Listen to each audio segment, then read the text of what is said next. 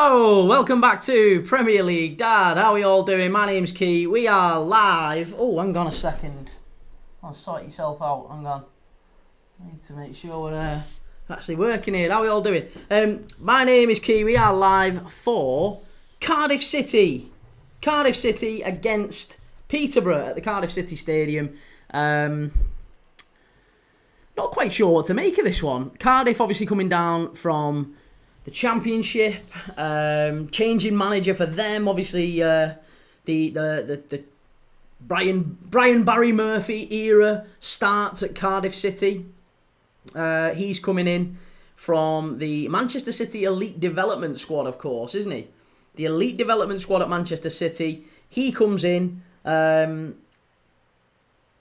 he's getting on. I think he's nearly 50, but he played until he was 40. I was looking at Brian Barry Murphy a couple of weeks ago when he obviously got appointed and all that.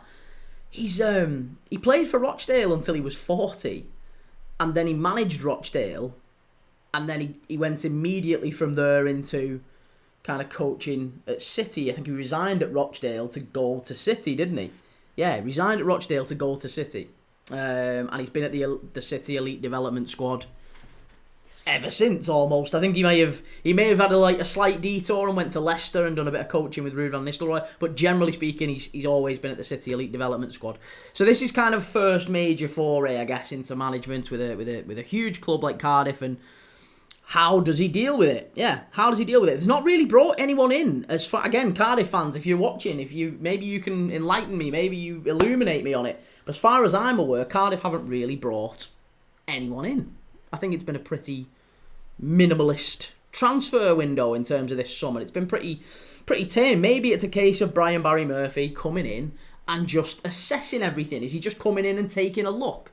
Is he just coming in and seeing what he's got, seeing what players are there, and maybe he makes an assessment later down the line, almost like Arne Slot did at Liverpool? We don't know.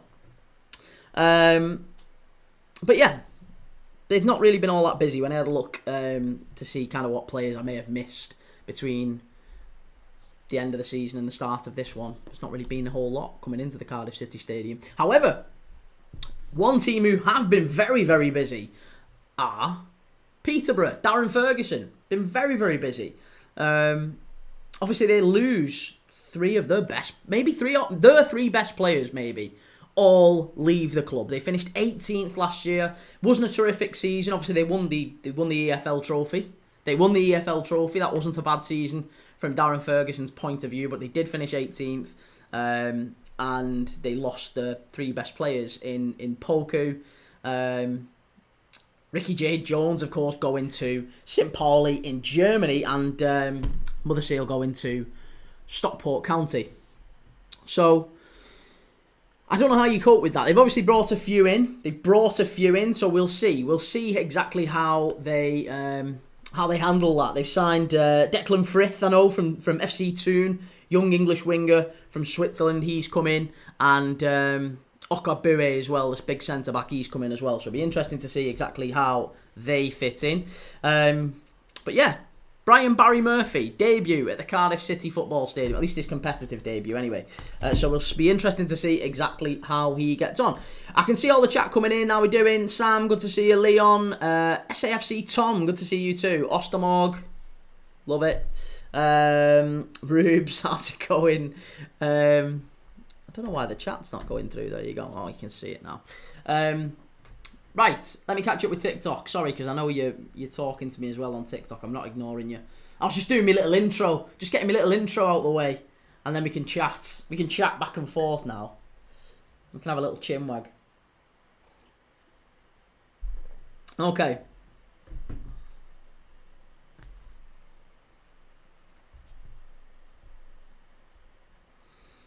Right, what are we saying? Ronnie Dodge, good to see you. Ronnie, I think it's funny. Newcastle put a bid in for Sesko and haven't even got the personal terms done yet. Well, is that true? Is that the case? Is that the case? I don't know if that is the case. Rubes, I thought I'd say hi. Good, always, mate, always good to have you in. Love it when you say hi. Sesko is red, says Ladislav Zatrok. Ronnie Dodge, Leipzig wants Højlund, so that could give United an advantage. Really? D28, Nathan Collins is the new captain for Brentford. Is he really? That makes sense. That does make sense. I mean, I'm guessing, to be honest, Jordan Henderson will probably play a big part in that, but yeah. Onye, I'm not worried about Sesko joining Newcastle. I believe he will join United. I don't know. I honestly think it's going to be a close one. That it might drag on for a while. Long schlong. Bluebirds, how's it going, man? Ostermorg, I think what Newcastle are doing is making a bid that United can't match, so United walk away. I think you're absolutely on the money there, you know. I think you're bang on the money, Ostermorg. A very astute observation, that. I think that Newcastle have gone to Leipzig and said, listen, we will give you whatever you want, right? If you want 70 million up front in one lump sum, we'll give it you, right? On the condition that you don't accept their offer.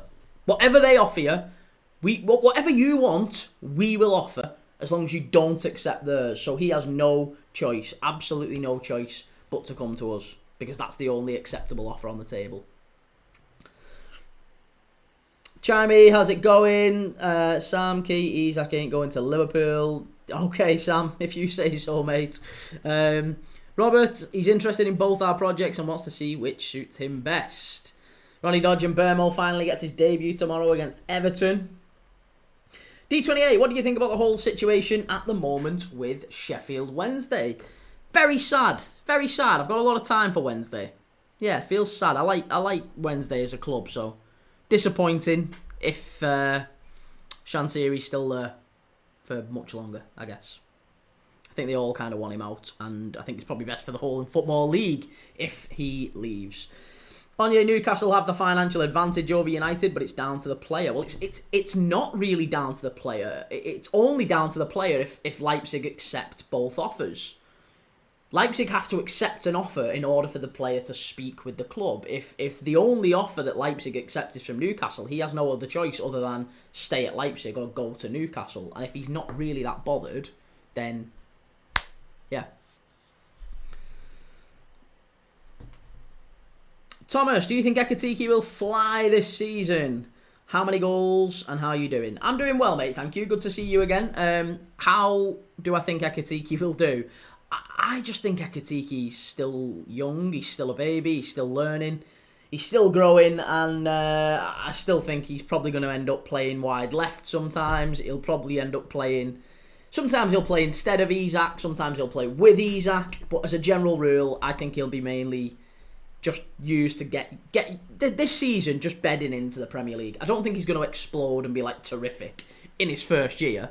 But I think we can expect maybe 10 to 15 from him. Yeah, 10 to 15 goals from Ekitike I think is a reasonable expectation in his first year, and I think that's probably what we will get. Longslong Wrexham will take 22nd place in the Championship. SAFC Tom says, how do you think Wrexham will do? Wrexham have made a couple of decent signings, mate. They made a couple of decent signings. I think they might be all right, you know. They might be all right. I don't think they're necessarily going to, like, smash the Championship, but they're doing okay. I don't think they'll go down. I think they'll probably be mid-table. LFC Fan 200, I'm watching the same game as you, the game now, and the Rangers game later on. Well, I'm watching Bradford and Wickham as well at 3 o'clock, so as soon as this goes off, I'm watching Bradford and Wickham, and then as soon as that goes off, I'm watching Rangers and Motherwell. So I am with you now, lads and lasses, for the best part of 8 hours. Enjoy me. Tom Reeves, Isak to Liverpool is happening. It's just a matter of time. Totally agree, Tom. Onye Sesko, we've been tracking since 2022, and we wanted him to join then, I believe. The time is now. X-Keys, can I buy the Liverpool green shirt? You can't, mate. No, not for sale, sorry. Robert, sad about Son leaving. I think it's the right thing for him, though, isn't it? It's the right thing. Ronnie Dodge, I don't mind losing Sesko to Newcastle. We probably go back to Villa for Watkins. I don't think that's a good move, though. I don't think that's a good move for Manchester United. To get Ollie Watkins, they need better than that. They need better than that. And in 2 years' time, by the way, again, Ollie Watkins in 2 years is 31. He is probably worth maybe a third of the 60 million it would cost to get him now. Whereas Sesko, you could buy him for 60, 70 million now. He might be worth 150 million, 120 million. Even worst case scenario, if he just comes in and does like average, he's probably still worth about 50 million. Because in 2 years' time, he'll only be 24. Thomas looks like he has a great touch, pace and good shooting. I am excited. Gives me Canu Henry vibes. Definitely more so Henry than Canu. Do you know what he reminds me of? I keep saying this and nobody's really taking me on. But I'm not saying it for like, ooh. But watch, if you seriously... I mean, you'll know because you watched a lot of it. You're about my age, so you definitely know this player. David Trezeguet. For me, he's literally a replica of David Trezeguet. Dead like gangly, carries the ball, and he looks quite thin, quite skinny, but he carries the ball. He's so quick. He's got a bit of a turn of pace. Movement is insane. He has that little finish that he does, where he falls as he shoots. Love it, absolutely love it. So yeah, David Trezeguet for me he is the closest to. Onyé, Connor Cody has gone to Wrexham. Yes, he has. Yeah, that's not a bad signing. Yeah, and they've got Kiefer Moore as well, someone was saying last night. X-Keys, how much though? What do you mean how much though? It's not for sale, mate. Unsellable. Thomas Thornton, Watkins is too old. Sesko is much better business. Yeah.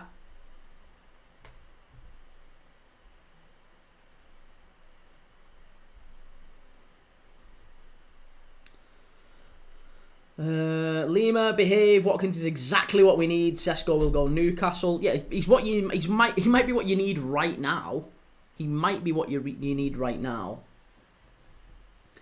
Sam, when does kick off? It's 12:30 kick off. Jamie, I think Son might go to Bayern. Ollie Marley, you doing any other games tomorrow that aren't Bolton and West Ham? I don't think so. No, I think they're the only two I've got. I'll see though. I'm not sure. SAFC Tom, Son to MLS. Yes, I agree, mate. Absolutely agree. Callum, the season is getting closer. 7 days till Crystal Palace. Long, what is your prediction for Cardiff versus Peterborough? I think Cardiff just about nick it. Yeah, I think Cardiff take it. I've gone for 2-1, I think, to Cardiff. Yeah. Ostermorg, I don't even like Sesko, but he'd be a well better signing than Watkins. Well, I mean, for what it's worth, not that it matters, but Sesko got 26 goals. I think it was 26 goals and assists last year in about 44 games for RB Leipzig. And so 26 in 44 for Sesko, whereas Ekatike got 34 in 46 for Frankfurt. So they're definitely not getting the better centre forward, and Ekatiki's probably only going to be our backup at this point. For anyone who's like shit in the bed. Long, Arsenal's going to win the league. Oh, they're not, mate. They say that every year. Every year they say that. Callum, I'd take Son at Liverpool for a season. Why? Who's he going to get in over? Who's he going to get in over? Don't start over Gakpo. Doesn't start over Ekatike on that left side. And I'll be honest, I don't think he'd start over Rio at this point. If we're serious about giving him opportunities, I think you'd probably prefer to watch to start Rio and Gamoa. SAFC Tom, did you watch the Luton game yesterday? The Luton game, yes, we did watch it. We did, yeah, and it was absolutely dreadful. It finished 1-0 at the end. Johnson with an own goal for AFC Wimbledon maybe 2 or 3 minutes before the end of the game. It was awful. Absolutely awful game. But yeah, it was alright. We watched it in the end and they had a goal. Leon, what's the 3 o'clock game you're doing? You can see it in the schedule, mate. If you click on the YouTube channel, you can see it. It's there. It's Bradford and Wickham.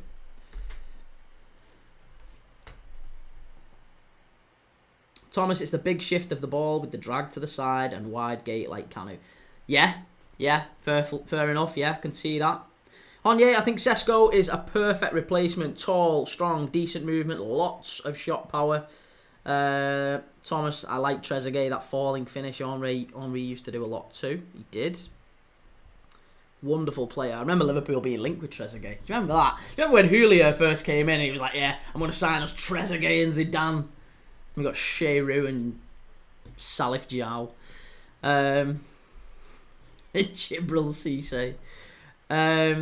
Ronnie Dodge for me. United need players who want to play for the badge. Newcastle's move is such a Glazer move. It's a Glazer move. I don't think that's a Glazer move. I think signing Ollie Watkins would be a Glazer move. Ronnie Dodge, I have Liverpool winning the league, unfortunately. Josh, what other games are you watching today? I'm watching Bradford and Wickham at 3 o'clock, and then I'm watching Rangers and Motherwell straight after. So we've got 3 games back to back. I am here till 8 o'clock.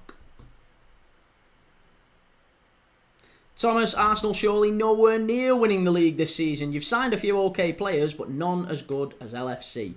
I just don't think they signed any game changers. And it's almost a little bit of copium, I think, for Arsenal fans. Like, if you said to Arsenal fans at the end of last year, listen, this summer you're going to sign Gyökeres, Madueke, Christian Norgard, Kepa. You know, players who, Zubimendi. Listen, Zubimendi's not a bad signing, but he's also not Thomas Partey, so that is going to be a big shift in midfield for them. Gyökeres, I don't think they quite appreciate just how mid that guy is. He's okay. He's okay. He looks a better centre forward than he actually is. And I'm not saying he'll do terribly, but he won't do brilliantly. Okay, right. Let's go through the lineups here because we have got lineups coming up. Latalek and Cinema Pongol. I met them literally as soon as they came to the club. They came to the club with Damien Comolli. They came to the Liverpool Supporters Club literally not long after they joined, and we met Comolli, and we met Latalek and Cinema Pongol. Nice lads. Josh, I've got my mate to score in this game. Guyu, is the League One season starting? League One season started last night.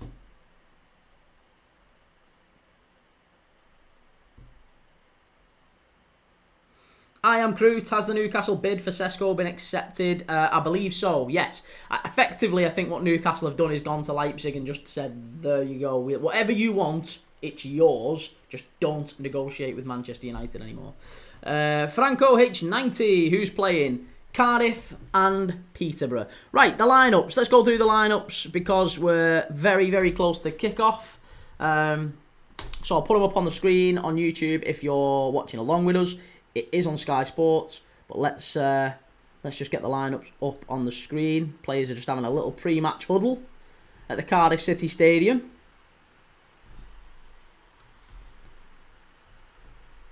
And we'll talk through the lineups.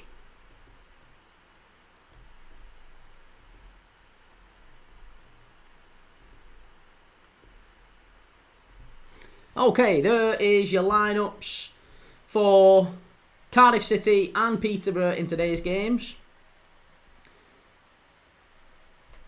So it's Turner in goal, it's Capaccio, Fish, Lawler and Baggett at the back. It's Tanner, Colwill and Ashford. And then it's Salic, Youssef Salic up front. Is it Salic or Salek up front? For Peterborough, it's Bilokovic in goal, Mills, Okagbue, Wallin and Johnson at the back. Kayla and Okagbue, new signings for them, of course. As is Frith on the left, O'Brien, Brady and Otto on the right. And then centre forward, there's absolutely no way I'm pronouncing that name. Bradley Ihionvane.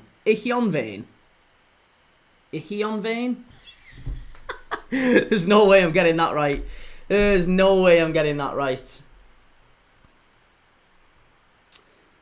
Callum, Son would give us some depth. He's experienced and can help Rio develop. Key, where is the shirt today? Why are you not wearing one? To be honest, I was going to put a kit on, yeah. I was going to put the Lazio one on behind me, but I decided against it. I just couldn't be bothered. I was figuring everything out, so I left it. But the plan is, going forward, I'm going to be wearing a different shirt every game. Long Schlong, Turner's debut. Don't rate him. He's a local lad. Hope he does well. Yeah, hopefully so. Hopefully so. Let's get the clock going. I can't believe I've not started the old scoreboard. Come on, Kee. Sort yourself out.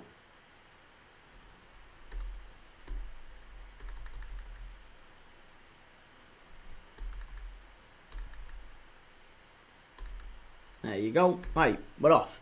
Ostermorg, is Morton close to a Leon move? He is, mate, yes. I'm really disappointed about that. I'm actually a little bit more annoyed at the fact that people are so, like, irked by it. Almost like, how are Liverpool pulling this, you know, how are Liverpool managing to get this much money for this player? I'm like, have you watched Tyler Morton? Do you even know who Tyler Morton is? He got the assist for England in the European Championships, under-21 Championships final. He got the assist for the winning goal in the under-21s final against Germany. He was absolutely unbelievable. And he's a really, really good player. Everyone like thinks, how much is Adam Wharton worth in this current market? Adam Wharton is literally like, what, 6-7 months younger than Tyler Morton. He's not much younger. They both came through, or they both followed a similar path anyway, you know, in terms of Blackburn. They played for the team, went through Blackburn's squad, had a great season out at Blackburn. The only difference is that Wharton ended up getting a move to Palace and then getting regular football, whereas Morton came back to Liverpool and sat on our bench. You know, it was Liverpool should have moved him on at that point. So yeah, he's almost had 2 years less regular football than Adam Wharton, but I firmly believe that Tyler Morton could be just as good as Wharton. Morton and Wharton in Liverpool's midfield in a couple of years' time. Get him back. We've got a 20% sell-on clause on it as well. Grizzly Mob, how's it going? Hello, how's everyone doing? La Liga shirts representing. Let's go. I've got my Villarreal shirt there. Look at that. Villarreal shirt just behind me. And obviously Betis and Villarreal. Not Valencia, sorry. And, just behind me here. No, this one. This side. Atletico Madrid. Yeah, lots of La Liga shirts.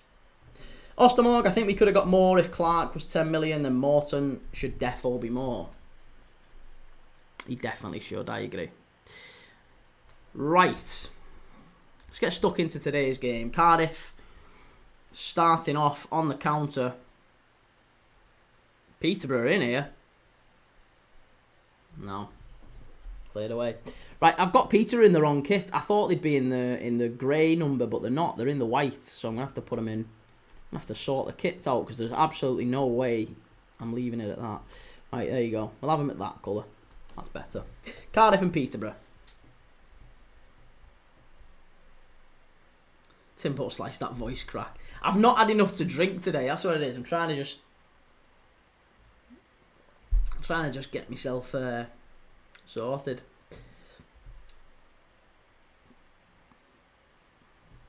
Timbo Slice, Chelsea will finish above Arsenal this season. Watch. Wouldn't disagree with that at all.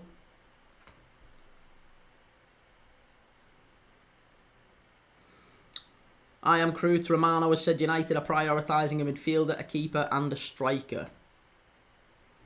Yeah. I mean, they probably need all three, yeah. And I mean all three, and they need all three to be absolutely, like, bang-on signings. Absolutely brilliant signings.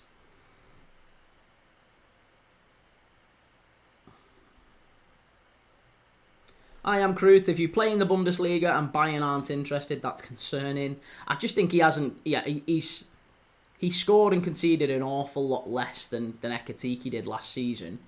But Sesko is a very talented player. I think the problem with Sesko is his finishing and his composure. He almost reminds me an awful lot of like what Vlahovic was at Fiorentina. Very raw, huge like physical potential. You can see it. He can do things that other people can't do. In terms of winning the ball aerially, he's strong. Defenders bounce off him. He can smash them in. He very rarely scores goals that are like lovely little composed tap-in finishes. They're all absolutely like rattled in off the top corner and off the stanchion and stuff like that. So they're a good... He's got a good YouTube clip show reel. But yeah, he's if you watch him, he's not always terrific. Not as consistent as he should be. Q, who is the most underrated player in the Prem? Most underrated player in the Prem. It might actually be Damsgaard at Brentford. Might actually be Damsgaard at Brentford. Really like Damsgaard. I don't know. I don't know that. Ben, how's it going? Come on, Peterborough. My EFL club leaves off to IKEA. It means one thing. Premier League dad on big telly. Key on widescreen. Right, Cardiff down the right-hand side here. Pulled back. Laid off to the edge of the box. It's nice and neat stuff, but just not decisive enough. And it breaks down too easy. Too easy. And Posh come away with it. And now they can counter-attack. And they're breaking with devastating pace and numbers, Posh. William, my home team, Peterborough, got rid of Poku and Ricky J. Jones, so that's great for them. I am Crutis, Sesko a bit like Gyökeres. He'll probably peak at 27, 28. Is that what we think is happening with Gyökeres? Is that the argument that Gyökeres is just he's peaking late? That's not the case, mate. Gyökeres hasn't peaked late. Gyökeres hasn't peaked late. He's just gone and played in a shit league for 3 years or whatever.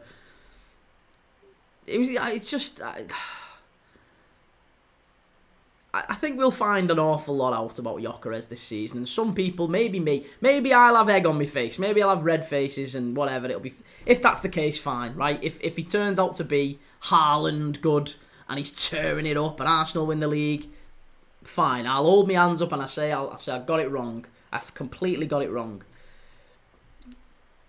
But it's nothing to do with hate. It's nothing to do with Arsenal. I've said all summer, I don't want Liverpool to sign Gyökeres. We were linked with him.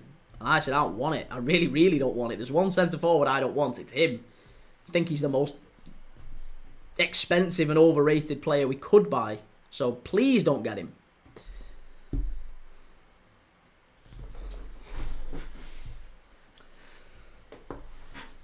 Chimey says Pedro Neto might be the most underrated Premier League player. Well, go on. Let me know your answers in the chat, by the way. Who do we think? Who do we think is the most underrated Premier League player? We've had shouts of Pedro Neto. I said Mikkel Damsgaard at Brentford. So yeah, that would be my shout. Ben, Gyökeres scores 15 to 20 goals. 90% will be scored against teams in the bottom half. Okay, Youssef Salac scored 9 goals in 22 appearances for Cardiff last season. He's leading the line today. Grizzly Mob, which country has the best second division league? Well, right, so I think in terms of entertainment, it is the Championship. However, I do really, really enjoy the Bundesliga too. The Bundesliga 2 is brilliant. I even think the Segunda League is alright, to be honest. Segunda League is quite entertaining. We watched a little bit of Segunda Liga last year with obviously Oviedo coming up on the final day. We watched Santi Cazorla win it for Oviedo.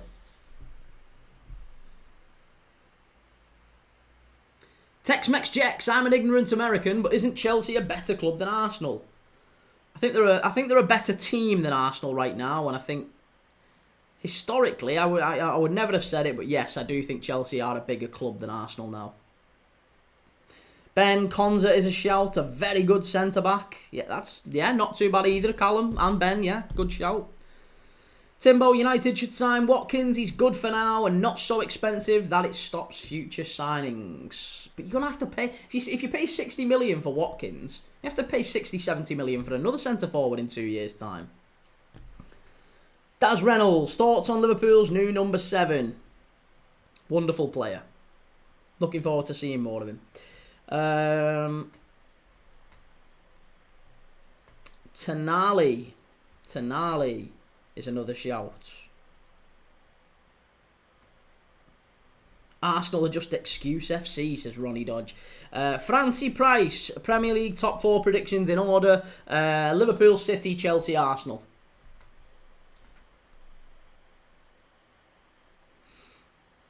I am Crew. Gyökeres to be at Everton before he's 30. Calling it now.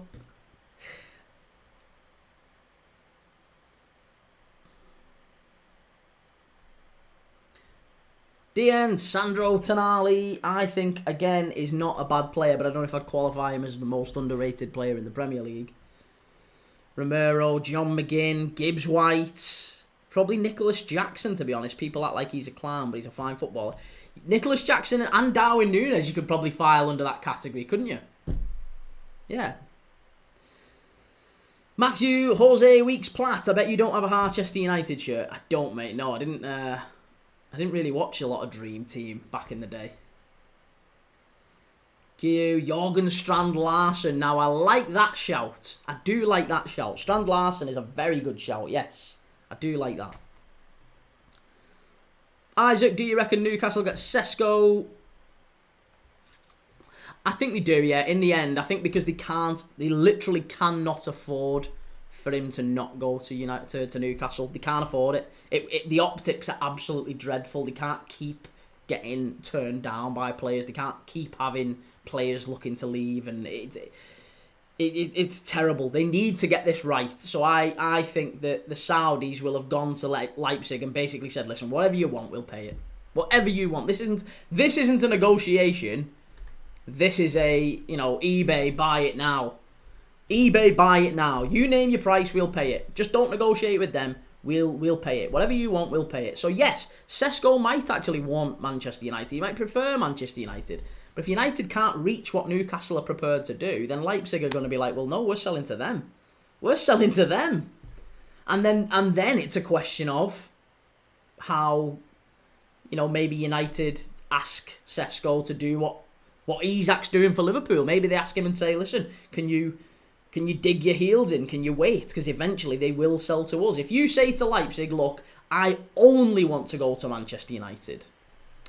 Cardiff in with a big chance. Oh, shocking. Shocking. Colwill, he's got to do better there. Got to do better there.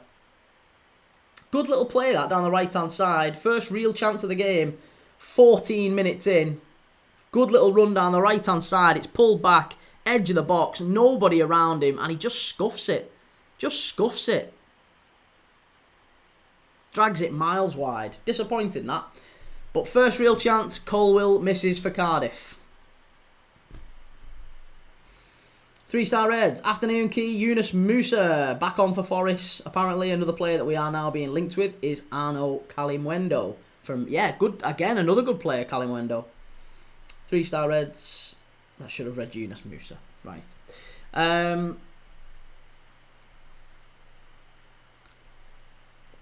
Edgar Allen, good to see you, mate. Good to see you. Emiliano, guten Tag, Emiliano. Hey, Emiliano, look at this. If you're still in the chat, where is it? Let me find it. Here. Look at this. Look at this. You asked, and I delivered. Look at that. Look at that. VFL Bochum. You said, and I got one. I got a VFL Bochum shirt. It's a little bit retro. It's kind of like a Pride shirt, isn't it? But this is an actual VFL Bochum shirt. So yeah, we got a Bochum shirt.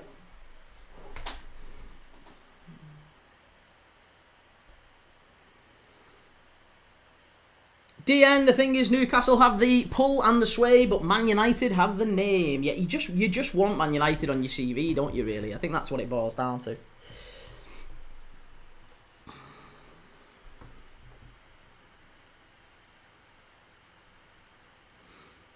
Football Toon Podcast. Have you got any John Cena t-shirts? I haven't, mate. No, I'm not interested in wrestling in the slightest.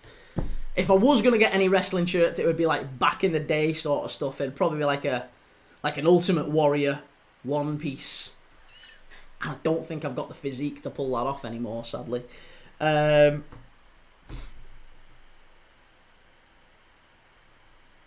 It's an old retro shirt. It is. I think it was 99, that kit, wasn't it? 99. I'm sure it was like, yeah, a bit of a throwback. I was really pleased when I found it. It's really good.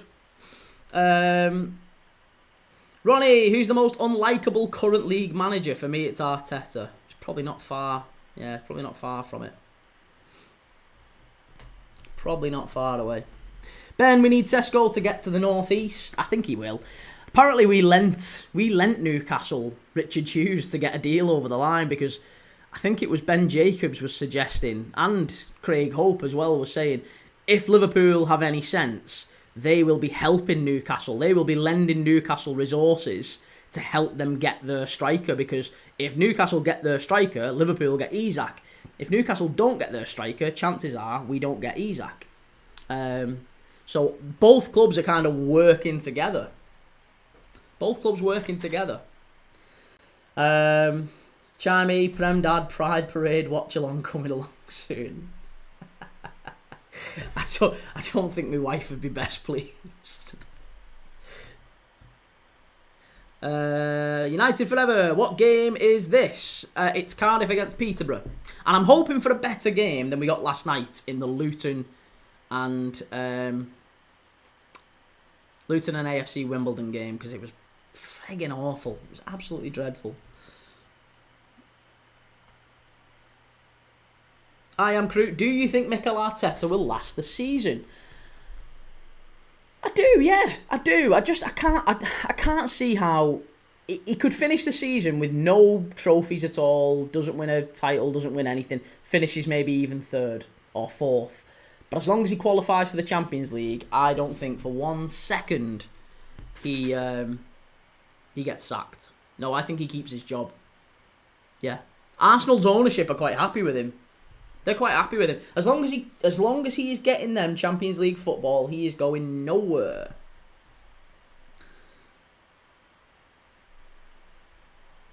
Apparently, Jurgen Klopp has advised Sesko to go to Newcastle over Manchester United. Well, yeah, this is it. Jurgen Klopp is head of Red Bull. Head of Red Bull football, isn't he? Or at least he's director of football for the entire Red Bull group. So, you know, we have got a friend at Red Bull. And, you know, we could be helping Newcastle out in that sense.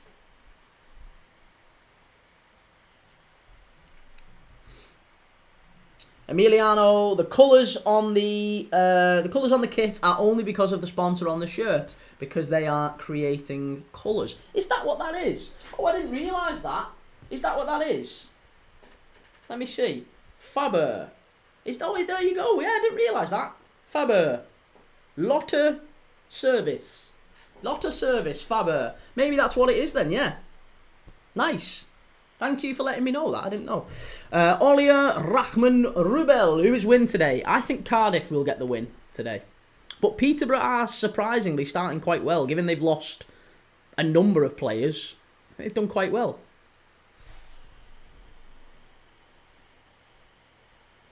DN, Liverpool tried to pay us 60 mil this season and 60 mil next. That's the reason it got turned down. I think that might be a slight bit of conjecture. I don't think that is the reason it got turned down. I think we might have seen a little bit of theatre yesterday. I think Liverpool did it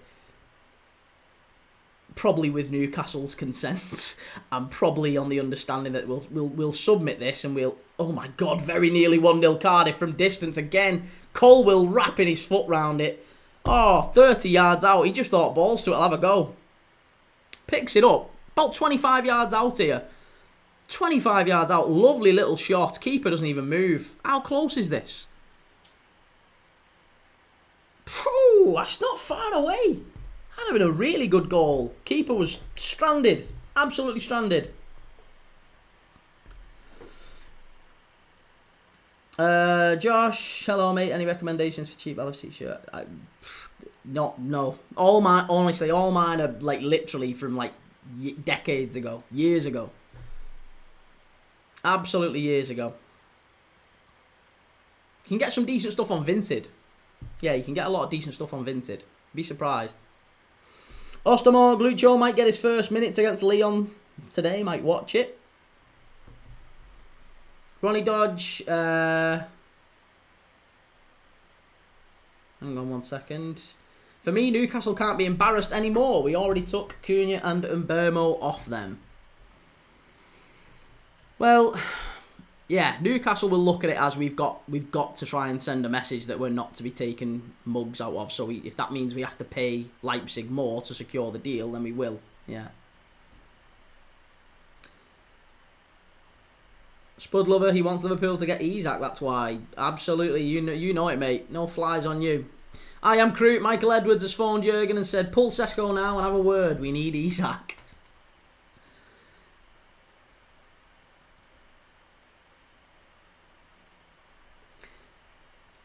Eddie Allen, Leone from Roma, maybe going to Newcastle. Leone's Parma, isn't he? Yeah, Leone's Parma. And to be honest, I heard that he was sticking at Parma, which I really like that. I really rate it.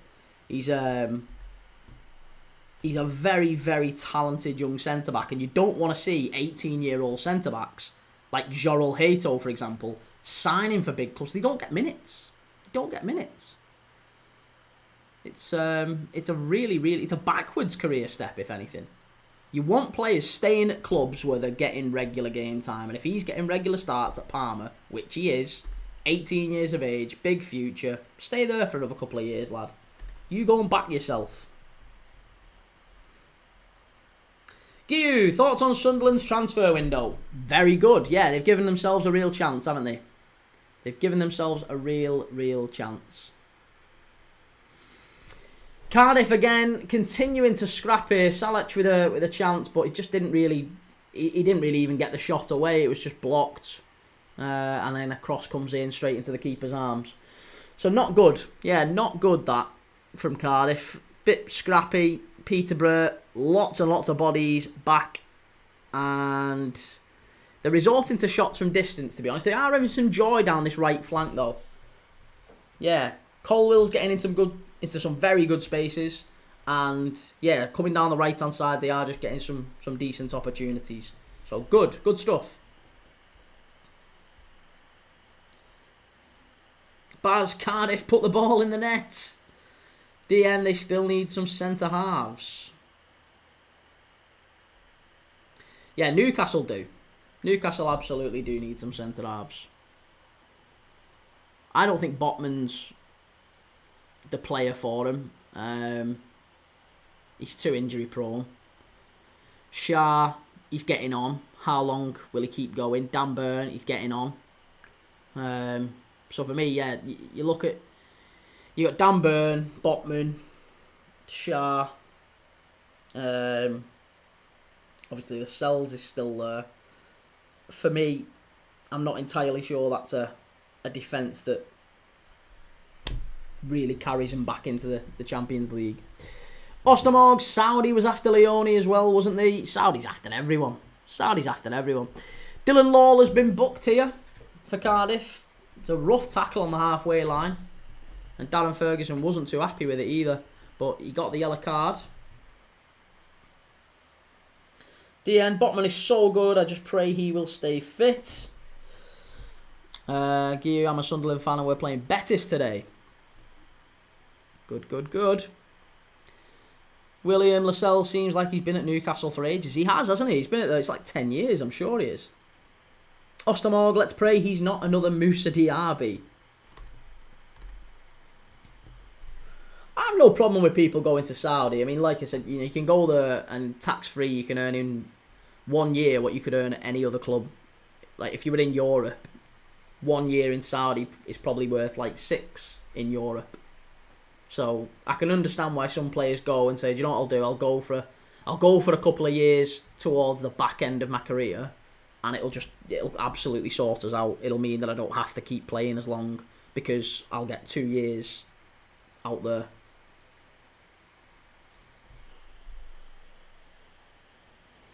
DN were heavily interested in Van Hecker from Brighton. Again, good player, but I feel like he's one of them that will cost you an absolute fortune. Thank you, Claydon, and thank you, William. Appreciate that. I really don't know how you're going to get Van Hecker out of Brighton for any less than probably 60 million quid again. 3-star Reds, Ross Wilson still helping Forest getting their targets before he departs for Newcastle next month. First bit of business when he arrives will be to get Isak to sign new contract at Liverpool. Callum Diaby was a disappointing one, same with Duran.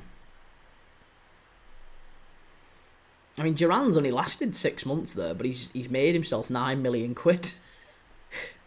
9 million quid for 6 months' work.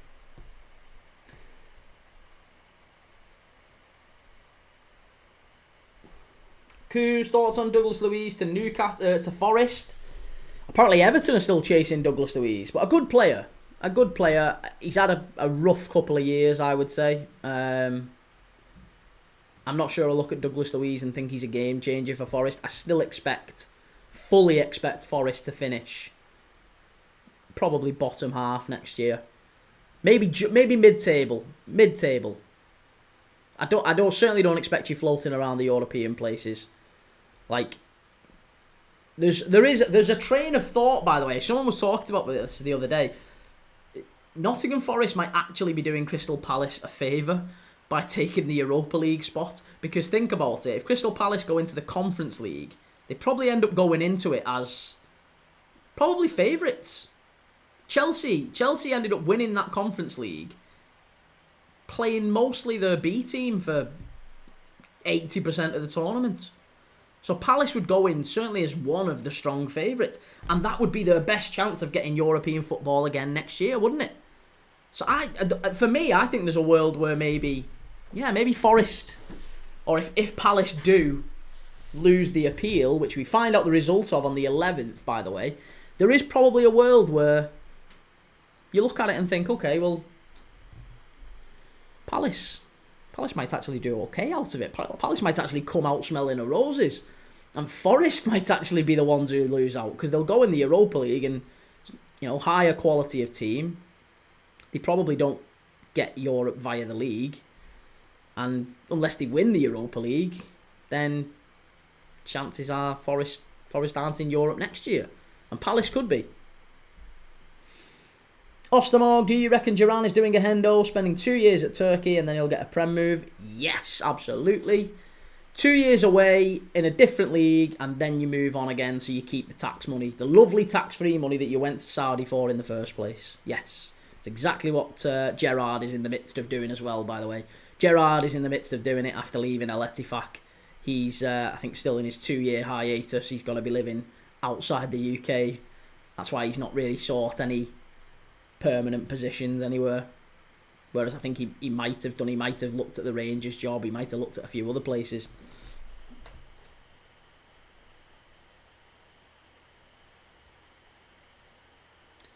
Thomas, Forest have signed a good Swiss winger to replace Elanga and have brought 3 Brazilians. They're a good side, Forest, so solid at the back.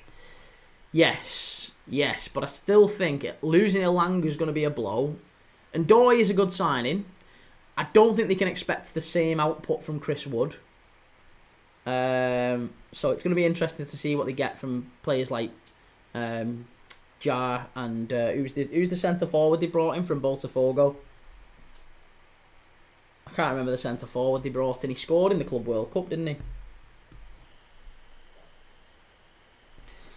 Timmy, I'm surprised that Anthony Robinson, a top 4 or top 6 team, haven't bought Anthony Robinson this window. Pure assist machine. He's 28, Timmy, I think. That's the problem, Timmy. 28, and he's... how much do you think it would cost to get him out of Fulham? How much in a reasonable... Any reasonable... I think you're looking at a good... Probably 40, 50 million to get Anthony Robinson out of Fulham. And you look around and think, well, Kirkes went for that. You could probably get a top young left back who's 7-8 years younger, and he, get a little bit more durability. Peterborough are in here, claim for a penalty. They might get it. I think they're gonna get it. Is it a pen? What's he given? Pen or free kick? He's give a pen. It's a penalty to Peterborough. I thought it was. There was a couple of fouls there. Oh, it's a bad start to this game for the Bluebirds. Oh, it's Fish. It's Fish. He's flopped around. He's foaming at the gills. He's not very happy. Peterborough intercepted the pass. Really poor at the back from Cardiff. Good run. Really strong run. I don't think that is. Do you know what I think? It's not. I don't think that is a Stonewall penalty. Someone just said in the chat, the first foul is. The second foul isn't. If there's VAR in the Championship, I think this gets overturned. If there's VAR in the Championship, this gets overturned. That's not a penalty. That isn't a penalty. That is not a penalty. No chance is that a penalty. Very disappointing, that one.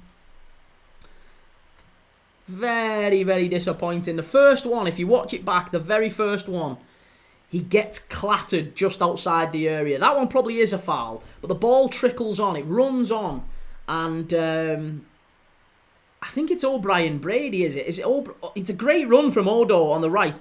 O'Brien Brady picks it up, gets clattered on the edge of the box. And it just, I don't think for 1 second it's a foul. I think he wins the ball. But Ahionvain, the number 9 for Peterborough, he's stepping up against Turner. Left-footed, bottom corner, there you go. Peterborough 1-0. Posh are ahead. There you go, goal, Peterborough. Whew. And that's the start Darren Ferguson would have wanted. 33 minutes in. Posh are 1-0 up.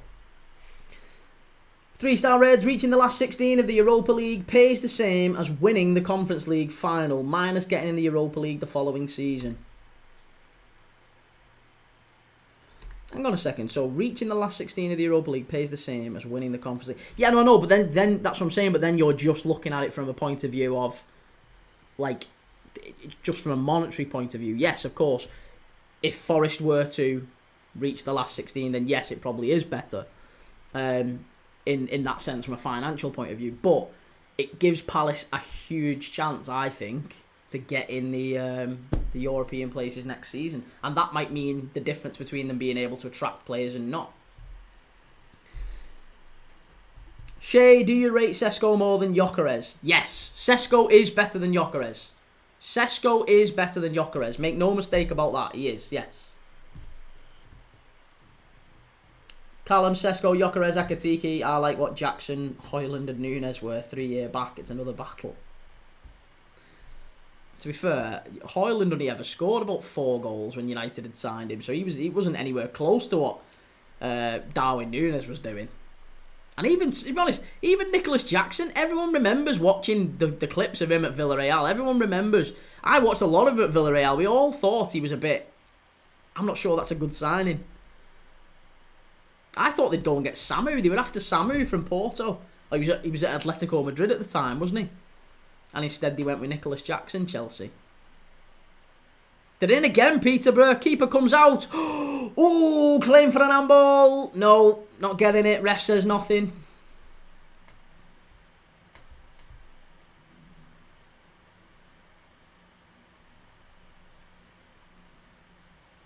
Timmy, Belaber too, thought he might be bought by a big team, unless he has and I've missed the story. No, Belaber again is another one that you're probably getting priced out of right now. Plenty of teams would have looked at him, but you're talking... They got 100 million for Caicedo, Brighton. Or was it 110 they got for Caicedo? So you're not... There's no way you're getting Belaber for any less than, say, 80 to 90. So, and he's just not worth it, is he? There's no way Brighton would sell him for less than that, because as far as they're concerned, he's our next Caicedo. You're not getting him for less than what we sold Caicedo for. That's the benchmark.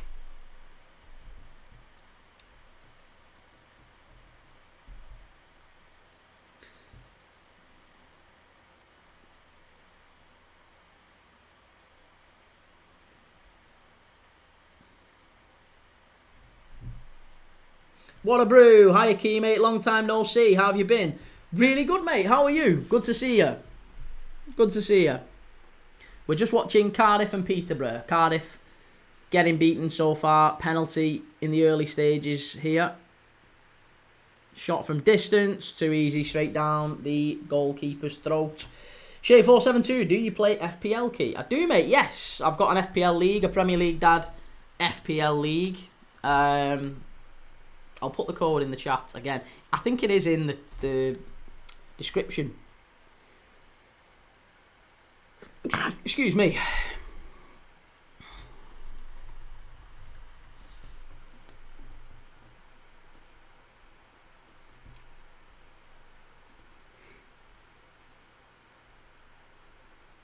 Right, so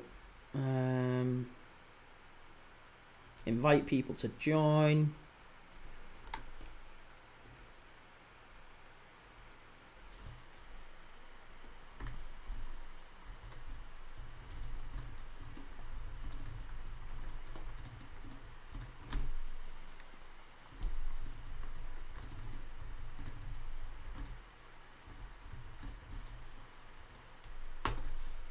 Right, there you go.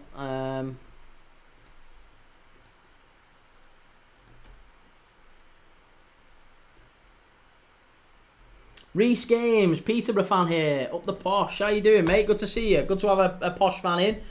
How are you feeling about the new badge, by the way, from next season? Peterborough have changed their badge.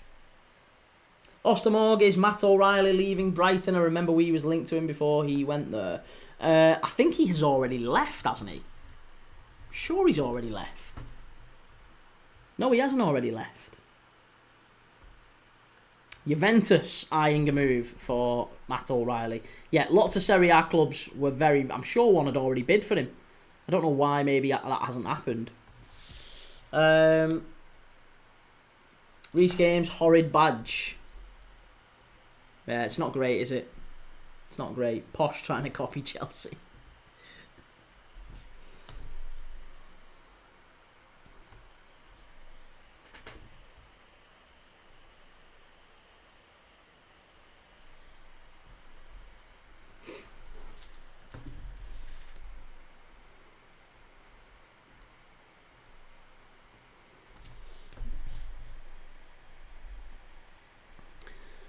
So yeah, if you do want to join the FPL League, by the way, then go and click that link, go and join, go and create your team, and you can join our Premier League Dad League. We're doing giveaways through the season.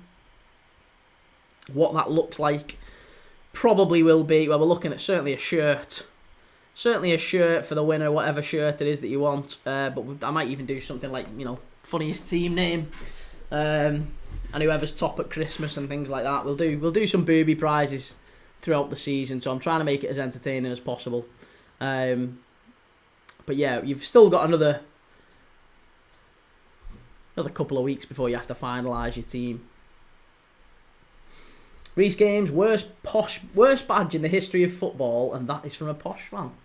Oh, I don't know, that Everton badge a few years ago was bad. Ostermorg, Atalanta, wasn't it? Do you reckon Brighton might go after Elliott? Elliott needs to move on. Elliott will go somewhere for sure.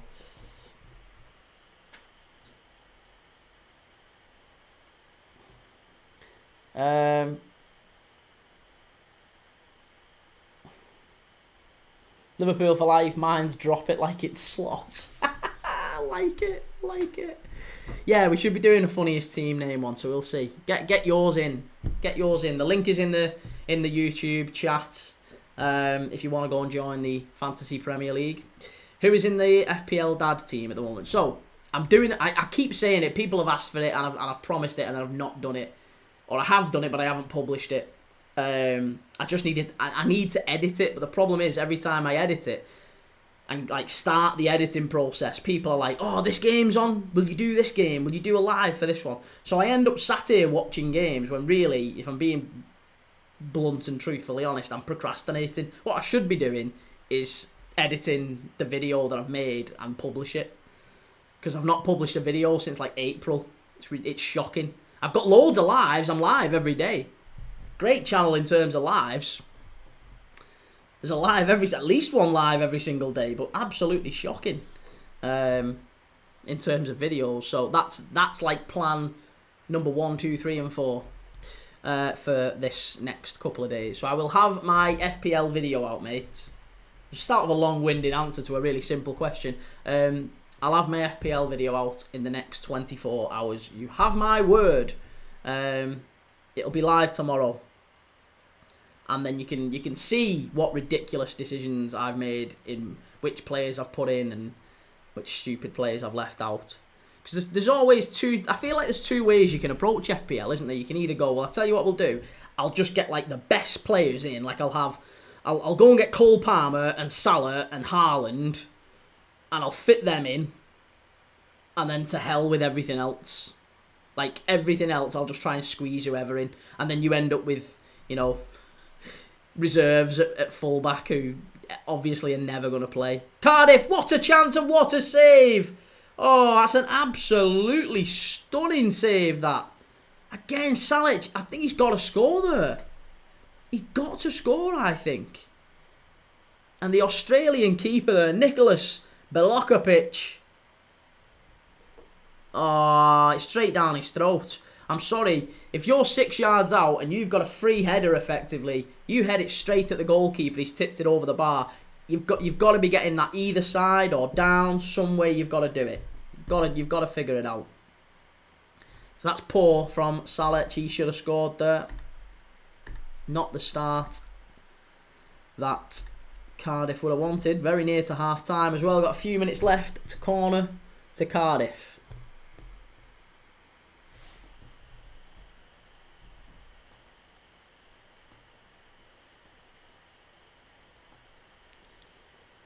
Champagne Kusanova. Clips HQ, what do you think of Callum Wilson joining West Ham? Not a bad signing at all. Yeah, not a bad signing at all.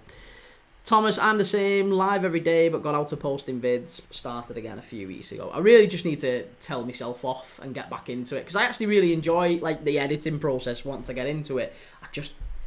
I'm so used to now doing lives where I don't have to edit. I can just do my thing and then they're done. The problem is with the lives is no one watches them back after, like no one's going back and watching vintage Premier League dad. So after they've been live for like a few days, that's it. Whereas videos, you're still getting views in 3 months, 6 months. There's videos I've made 6 months ago that are still getting views today. So that's what you need to do.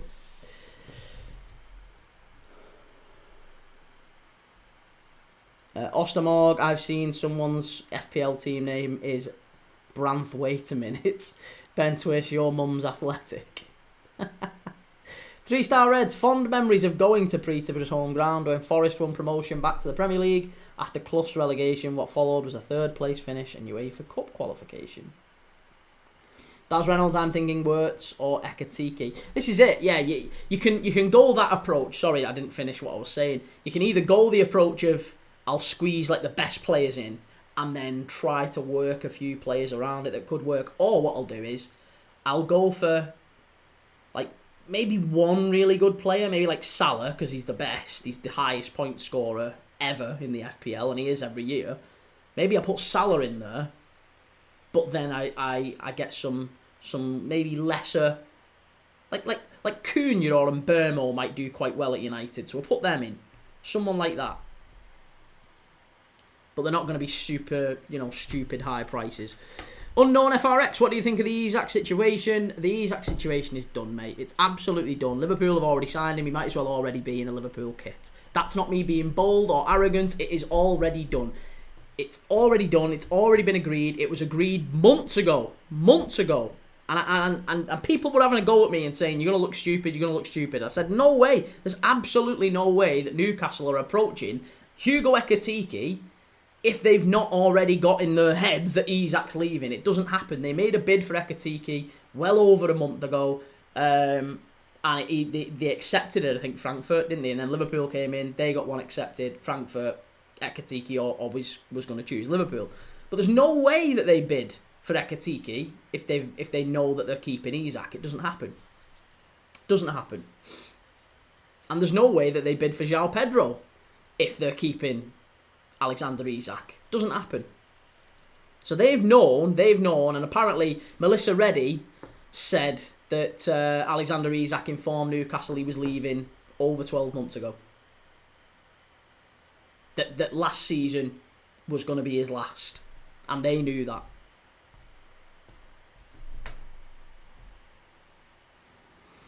Thomas, I have Ekatike, Salah and Wirtz triple up. Don't fancy many clean sheets to start the season.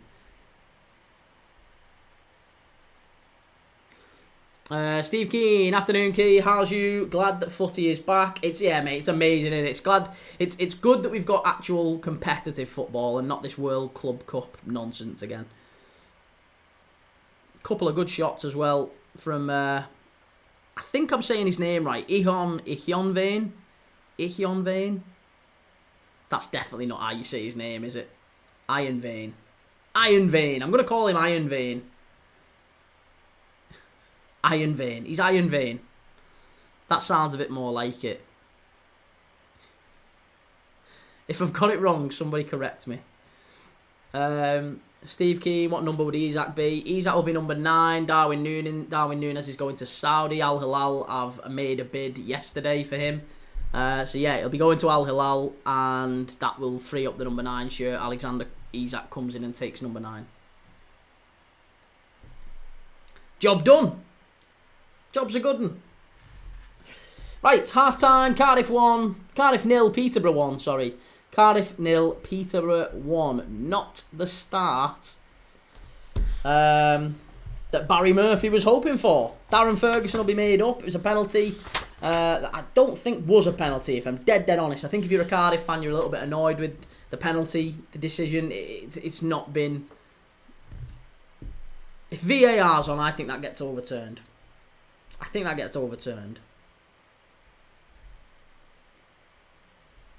Yeah.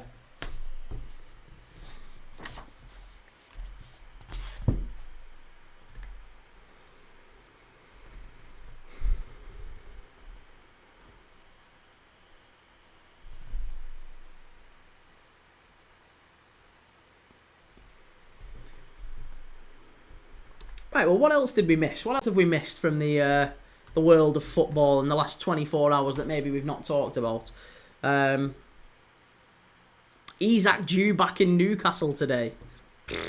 Okay. When was that announced? What is that during this game? It is as well, literally 8 minutes ago.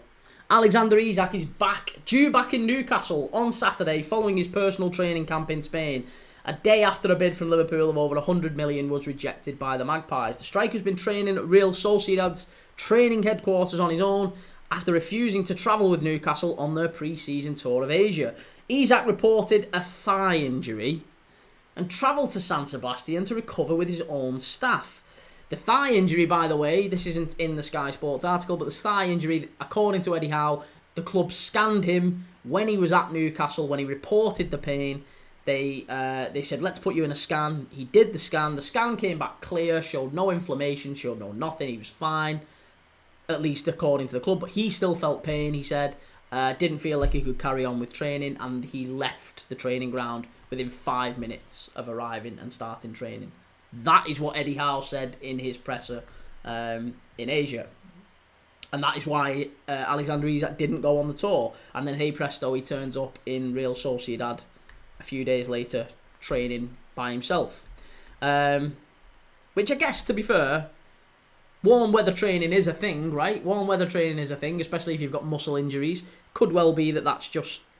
Maybe he did have an injury. Maybe we've got it wrong. But I can't see it. I think it is him playing for a move. Sky Sports News understands Liverpool's opening offer for Isak was 110 million plus add-ons. However, the total of the offer did not reach 120. Newcastle do not want to sell and value Isak at 150. Yeah. On Saturday morning, Newcastle made a £70 million offer to RB Leipzig for Benjamin Sesko as they attempt to line up a replacement for Isak, should he leave. The rest of the Magpies squad are due back from their pre-season tour of Asia on Monday. Eddie Howe has confirmed the club have turned down a bid from Liverpool for Isak, but he's unsure on what will happen next.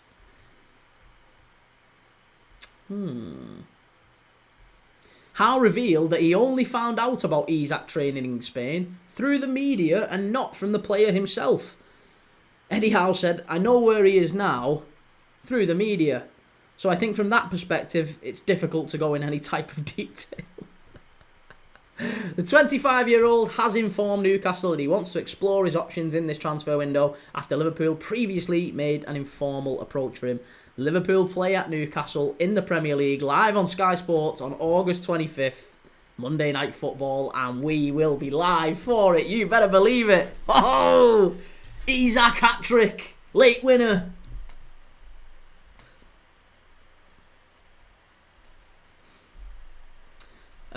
Joe, is Sasha Tovaglieri reliable? Yeah, I would say so. He's given an awful lot of insights and information that has since transpired to be accurate. So yeah, I think he is. Again, you've got to take everything with a pinch of salt. You've got to take it all with a pinch of salt because you know that their sources are at the football clubs. And if they're at the football clubs can deliberately feed bad information out that doesn't then transpire to be true. That doesn't mean that the journalist is a fraud. It just means that they have accepted information from a club that is trying to influence fan opinion. Like, for example, let's say Everton. I'm picking Everton out of thin air here, but I'm going to give an example of how clubs might use the media to influence fan opinion, right? Let's say Everton are trying to move into a new era, right? They're trying to change perceptions that they're this, club that's battling relegation, and they keep getting rejected from every player that they go for, right? So what they're going to try and do is they're going to get someone quite high up in the club, maybe, to have chats with Romano, with Ornstein, with, let's start deliberately leaking information out of the club that we're targeting Malik Fofana, Assane Diao, Takefusa Kubo, really, really good players that maybe wouldn't look out of place at maybe a Newcastle, maybe a Villa, maybe a Man United, other top teams that would be challenging for Europe. Let's say that we're challenging for them, that Everton are going for them. Because then that might create a perception that Everton are actually a destination of choice for players. And we're not anymore looking at, maybe we're actually looking at like Maitland-Niles from Lyon. We're not actually looking for those players. Now that might not be the case. I'm not saying that is what's happening. I'm just saying that there is a very, very good level of evidence that sort of thing does go on at certain clubs.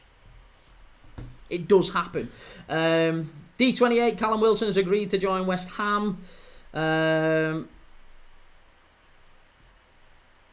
Joe, I don't want to get too confident, but I think we have Sesko now, but with our luck,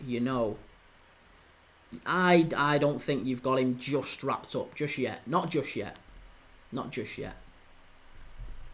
There's still time.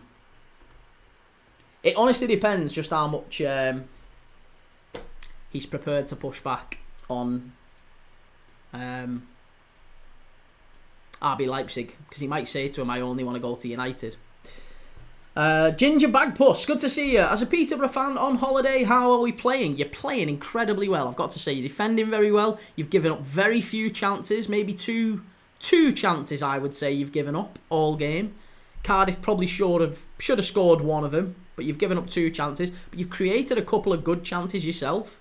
I think Odo on the right has played really well in terms of driving you forward on the counter-attack. He defended really, really well.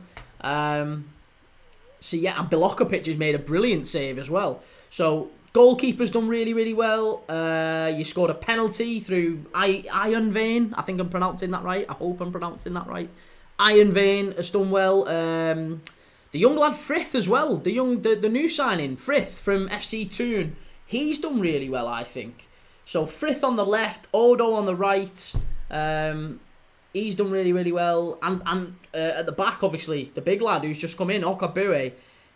Again, decent. Yeah, Darren Ferguson will be very, very impressed and very pleased with how it's going, I think. 1-0 up, away at the Cardiff City Stadium. Happy with that. Happy.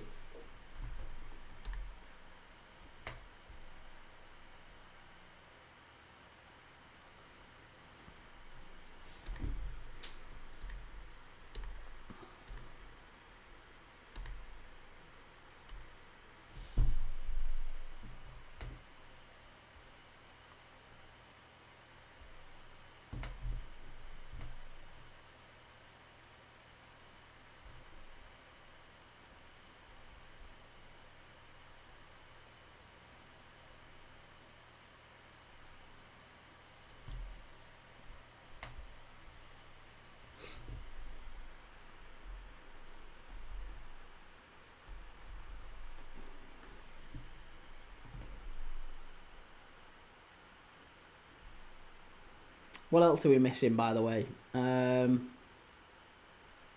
Obviously, yeah, Heung-min Son. Heung-min Son basically announcing the end of his Tottenham career. He's about to move to LAFC in the MLS. What do we make of that? Had a cracking Premier League career, hasn't he, Heung-min Son? He's a player that I would have loved Liverpool to sign. He's one of them that I do think he's one of them who... I think someone asked this question not that long ago. They came in the chat and said, who is a player that played for another Premier League club or for another club, maybe a rival club, whatever. Who's another player that played for another club that you look at and think they would have been perfect for you? Like, not just in terms of ability, but like in terms of they get it. They get it. You would have loved them to play for your team. And I think Son would have been a wonderful Liverpool player. I really, really liked Heung-min Son. So yeah, I'm sure Spurs fans will be gutted. Because do you know why I think he was so good? Because he was the appropriate level of snide. He was a little bit snide, wasn't he? A little bit nasty, Heung-min Son, but he was a great player. Rapid, could score, worked really hard, very sharp, nearly always fit as well. Yeah, really incisive, good, could create as well as score. Just a good player, really good player. And yeah, sad to see him go. The end, another Premier League icon, Premier League legend leaving the league. You don't like to see it. What other bits of news have we missed in the last 24 hours? What else have we not been talking about that maybe we do need to talk about? Obviously, we've covered the Isak news to death. We've covered Luton Town last night. Man United and Sesko. I mean, we've covered Newcastle and Sesko, but maybe we need to revisit Man United and Sesko. If Manchester United don't get Benjamin Sesko, who do we think they end up with? Do we think they probably revisit Ollie Watkins? Is that the next step for Manchester United? That they revisit Ollie Watkins? I'm not sure it is. I think they need to go maybe a slightly different approach and just target the goalkeeper. The goalkeeper's far more of a pressing priority for United, surely. If they start the season with Onana in goal, there's no way they have any hope at all of getting into the top 6. Zero chance with Onana in goal. Whereas if they sign a decent goalkeeper, they could still maybe get into the top 6 if they have Mbeumo, Cunha and Bruno as the front three. They don't necessarily need a centre-forward. They need a midfielder and a goalkeeper, I think, more importantly. Far more importantly. Chimey, hopefully not Weghorst. Well, you know who the obvious one there is Dominic Calvert-Lewin, isn't it? Knickers and Bras. Dominic Calvert-Lewin coming in for Manchester United. Maybe that's the approach. A freebie. Dominic Calvert-Lewin on a free to Manchester United. He's waiting around for someone. Clarkey, we've been linked with the PSG goalkeeper. Yeah, Donnarumma.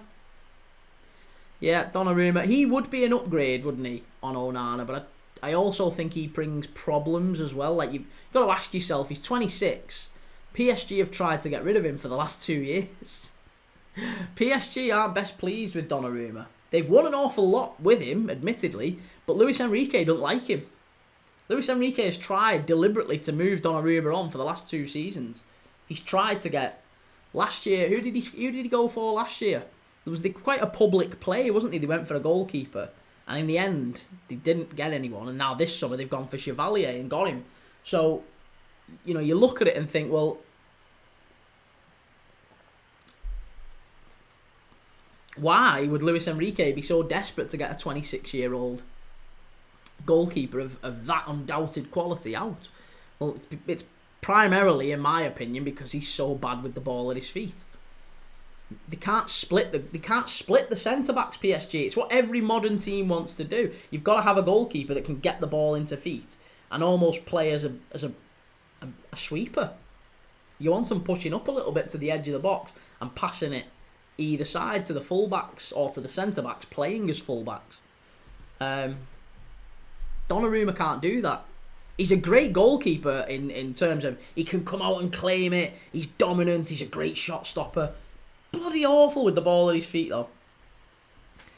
3-star Reds. I'm not sure if some Spurs fans would be sorry to see him leave since Brennan Johnson joined Spurs. He's got naught but grief over his performance, despite all his goals and the Europa League final goal.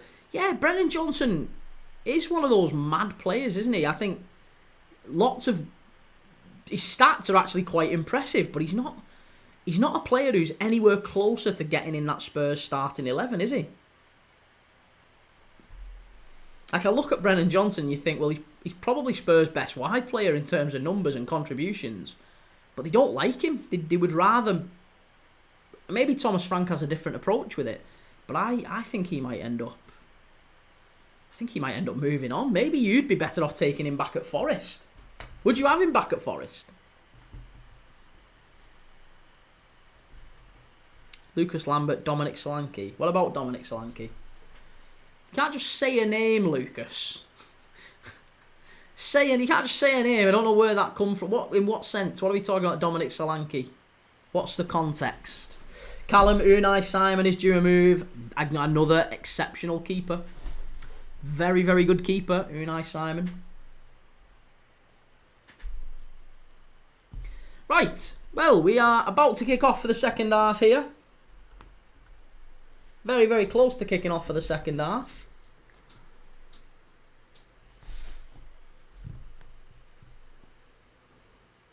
Coley 23. Any more news on strikers for United? No. No more news on strikers for United.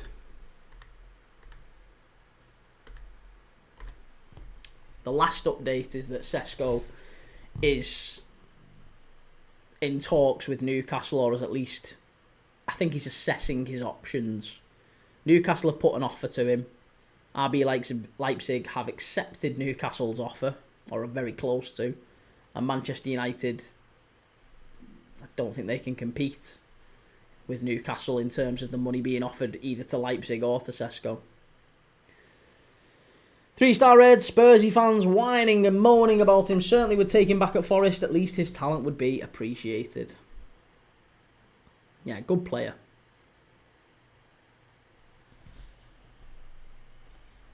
Lucas Lambert, is Solanke still injured? No idea. No idea.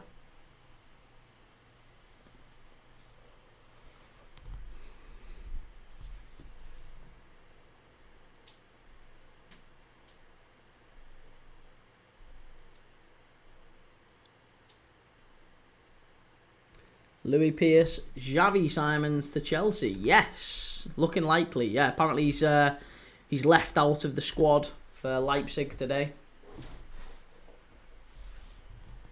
So yeah, he'll be a Chelsea player before long, I would expect.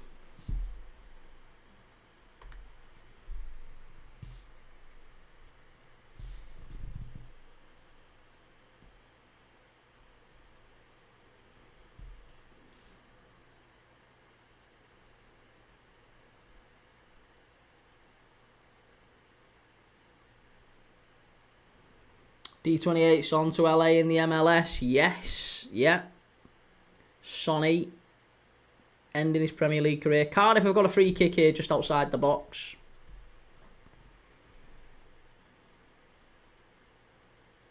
It's kind of right of centre, so there's no chance of a shot from here. It's more of maybe an opportunity to stick it on the penalty spot, but it's about maybe 25, 30 yards out to the right angle of the box. If you look at the right angle of the box, it's very close to there. Just outside it. Colwell's going to put it in. Oh, he has gone for a shot, and what was I talking about? Oh my God, what a goal. Colwell has scored an absolute screamer. Oh, don't listen to me. Don't listen to me. He's not going to go for a shot from here. He's not going to go for a shot from here. He is going to go for a shot, and he's just absolutely smashed it in. Keeper didn't expect it. I didn't expect it. I don't think anyone in the stadium expected it. And Barry Murphy didn't expect it. His own manager didn't expect it. But Colwell has just absolutely wrapped this free kick in. Near post, keeper no chance. Everyone's waiting for the cross into the box, and he's just smashed it into the top corner. 1-1, Cardiff 1, Peterborough 1. What a goal that is! Right-footed. Oh, postage stamp. Postage stamp. You just don't save those. You just don't save those. Luca talks Dons. Big up. Good to see you, Luca.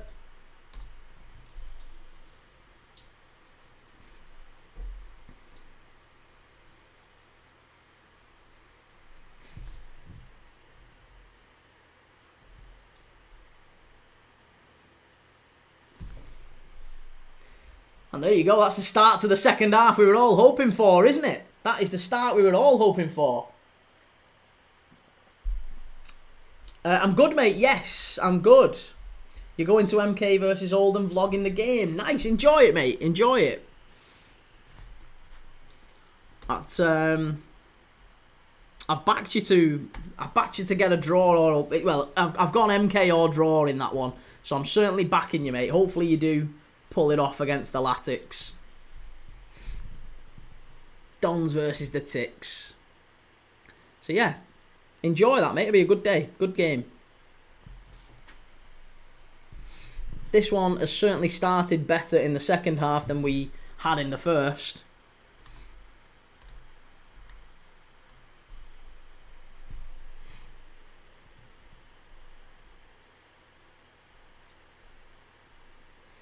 Louis Pierce says 2-1 Posh, I reckon. Posh have done well. Yeah, Posh have done very well. I'm surprised just how well they've done, to be honest. I thought that Cardiff would maybe... I don't know. I thought they would do a little bit better. After being relegated, they've got a lot to prove in this division. They'll be looking at it as an opportunity to come straight back up. Wim Malfay, how's it going, Wim? You guys let me down last night. Club Brugge getting beat by Mechelen. Shocking. Absolutely shocking from Club Brugge.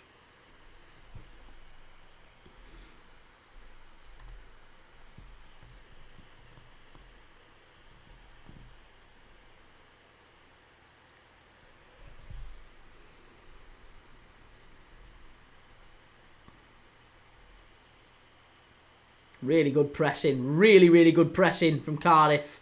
They've started this second half so much better.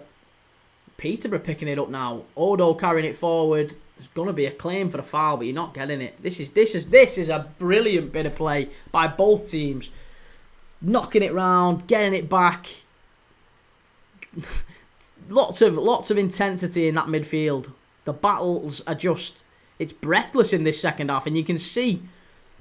The Cardiff City Stadium's getting really up for it as well.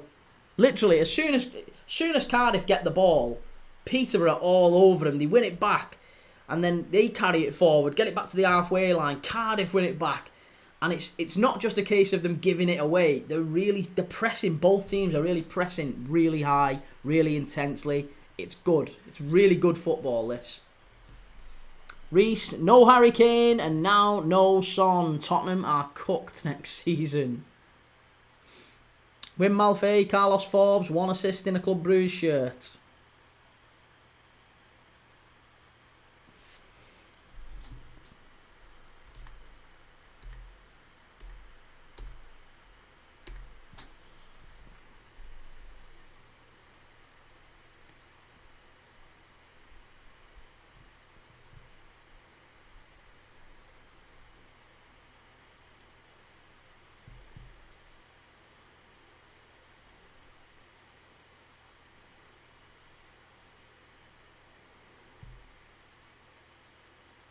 Ollie Tanner's been booked there.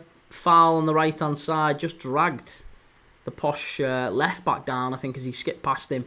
And it's going to be a free kick to Posh.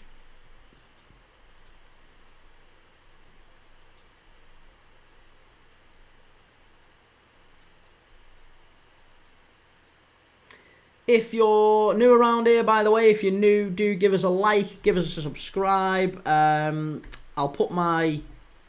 stuff down here. No, there. Yeah, there.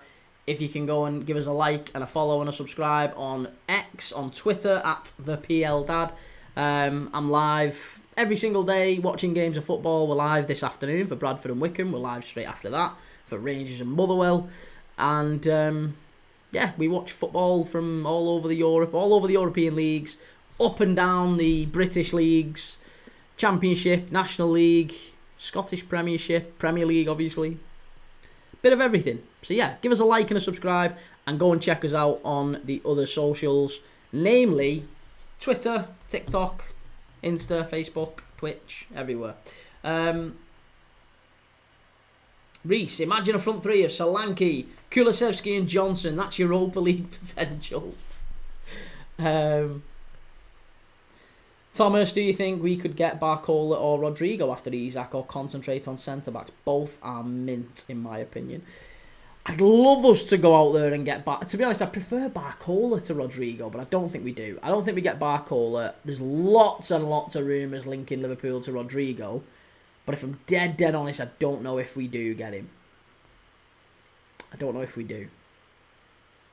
I'm inclined to think that Liverpool get Isak and we get Gueye, and that's probably us done. And it'd still be a very good window, that, wouldn't it? If we got Isak and we got Gueye, that would be a phenomenal window. But I think there is possibly a world where we end up with Rodrigo as well. But we would have to sell a number of players and sell them very well. We would have to sell, obviously, Harvey Elliott. We'd have to sell Chiesa. Chance for Cardiff. What a save. Just down his throat. But I tell you what, again, Colwill causing all sorts of problems. He has been the man today. He has been the absolute man. The boy in midfield. Great play, Ruben Colwill. He's just popping up in that 10. I think he's going to have a big season for Cardiff, you know, Ruben Colwill. If he plays like he has today. Yeah, if he plays like he has today, definitely.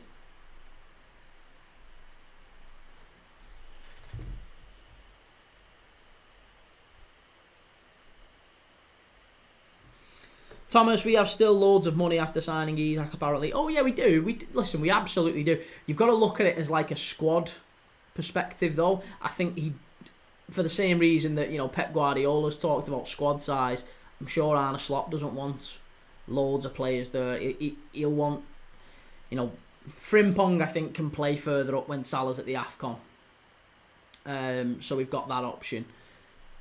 We can also, we'd have to move Doak on, we'd have to move Elliott on, we might have to move, obviously Darwin will go, Tsimikas. I think Tsimikas probably stays no matter what's happening. Maybe, yeah, maybe we do. Maybe we do get Rodrigo, but can't see it. Thomas, I had Ruben Colwill in my Wrexham team on FM. Magic man. He started very well. He started the season really, really well, Ruben Colwill.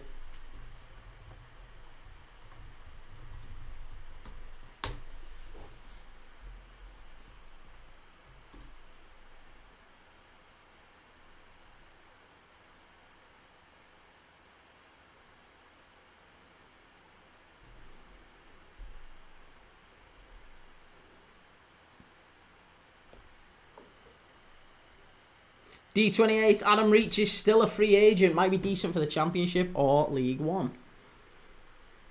That's some goal, that. Have a look at that goal back if you've not seen it yet. The goal from Ruben Colwill. Absolutely brilliant. Different class. Barry Murphy, very, very excited with that one. Jurgen has retired from management and now is doing Trivago adverts. And never skim an Erdinger. Never skim an Erdinger. Thomas, we do need to trim the squad. Defo, I think Darwin and Elliott will definitely go. Glad Phillips has gone. Reece Williams too. Yeah, Reece Williams. But Darwin Núñez will go. Doak is another one. We'll probably get 20, 25 maybe for Doak. Don't know. Remains to be seen. Taylor, what game are you watching? I'm watching Cardiff against Peterborough, League One. It's the first game of the first weekend in League One. We watched Luton against AFC Wimbledon last night. That was dreadful. This one's actually been a decent second half. First half was a bit minging, but second half's been okay. Taylor saying that pen was a bit harsh. I thought so too. Yeah, I thought so too. Reese, do you think Bradley goes if he doesn't get a lot of playing time this season? No. Listen, Connor Bradley is 21, is he? 21? And he's Northern Ireland captain. I don't think there's a club better suited to Connor Bradley right now than Liverpool. We'll definitely give him playing time. Definitely will give him playing time. There's an argument that he starts over Frimpong, to be honest. And that's no reflection on Frimpong. I just think Connor Bradley is a really, really wonderful player. Like, one of the reasons a lot of Liverpool fans maybe weren't so bothered about Trent, when we were bothered, but we weren't as bothered, was because we had Connor Bradley. Just a wonderful, wonderful player. Cardiff, chance from distance, it's in, it's 2-1. Cardiff have scored. It's Capacchio, it's the right back. It's an absolute screamer. The ball got whipped across the front post, went all the way over to the other side. It was picked up again, I think it's by Colwill. Colwill then just lays it off to Capacchio, who stood maybe just inside the box, and he smashes it in. Keeper tries to get his hand to it, just can't get to it. It's just far too quick. Smashes the crossbar and bounces down, and it's 2-1 Cardiff. 2-1 Cardiff. There's your goal. Bluebirds are ahead. Lovely play down this left-hand side. Who is it who lays it off here? Capacchio. Some finish, that, you know. That is some finish.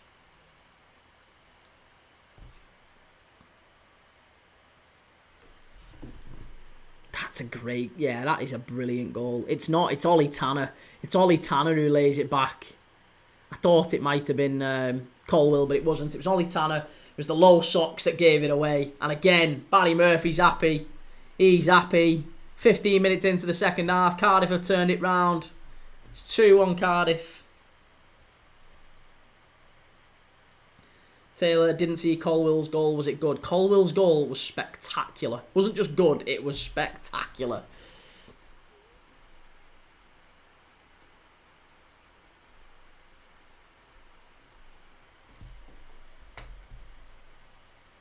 Ronan Capacchio with the goal. First senior goal as well for him in his career, Capacchio. Thomas Thornton, dope, capable of doing well for someone in the Prem. Bradley's brilliant. Half annoyed we got Frimpong. Frimpong looks an amazing impact player against a tired leg. Good enough to start. Baz, them goals, wow. Good, aren't they? Colwill and Capacchio, lovely. Really, really good football from both teams. Peterborough certainly played their part.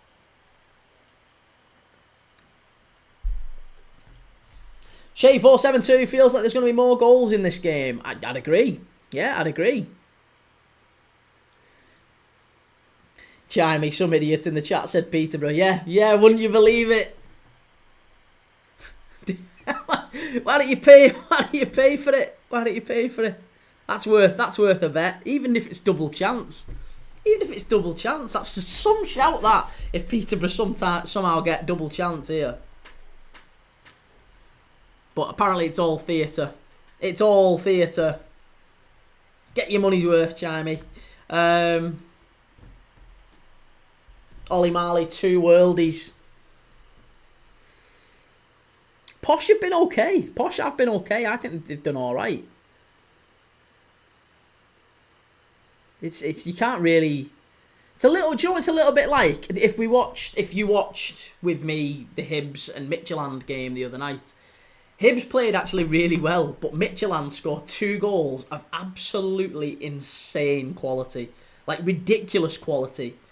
One was an overhead kick from further out than the penalty spot. It was about 14 yards out. Overhead kick into the top corner, not saving that. And the other one was a 30-yard rocket into the top corner. Again, not saving it.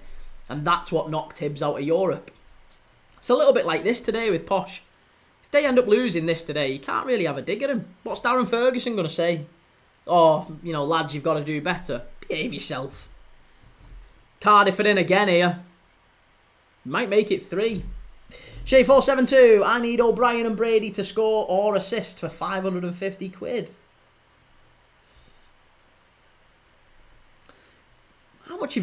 much have you put on? Tell me, I've heard wrong that the Isak deal with Liverpool got rejected, says Grizzly Mob. Tell me you heard wrong. What, is this from yesterday, Grizzly? Is this from yesterday? Liverpool did get an offer rejected, yes, but I think it's well established that that's not the end of the matter, I guess.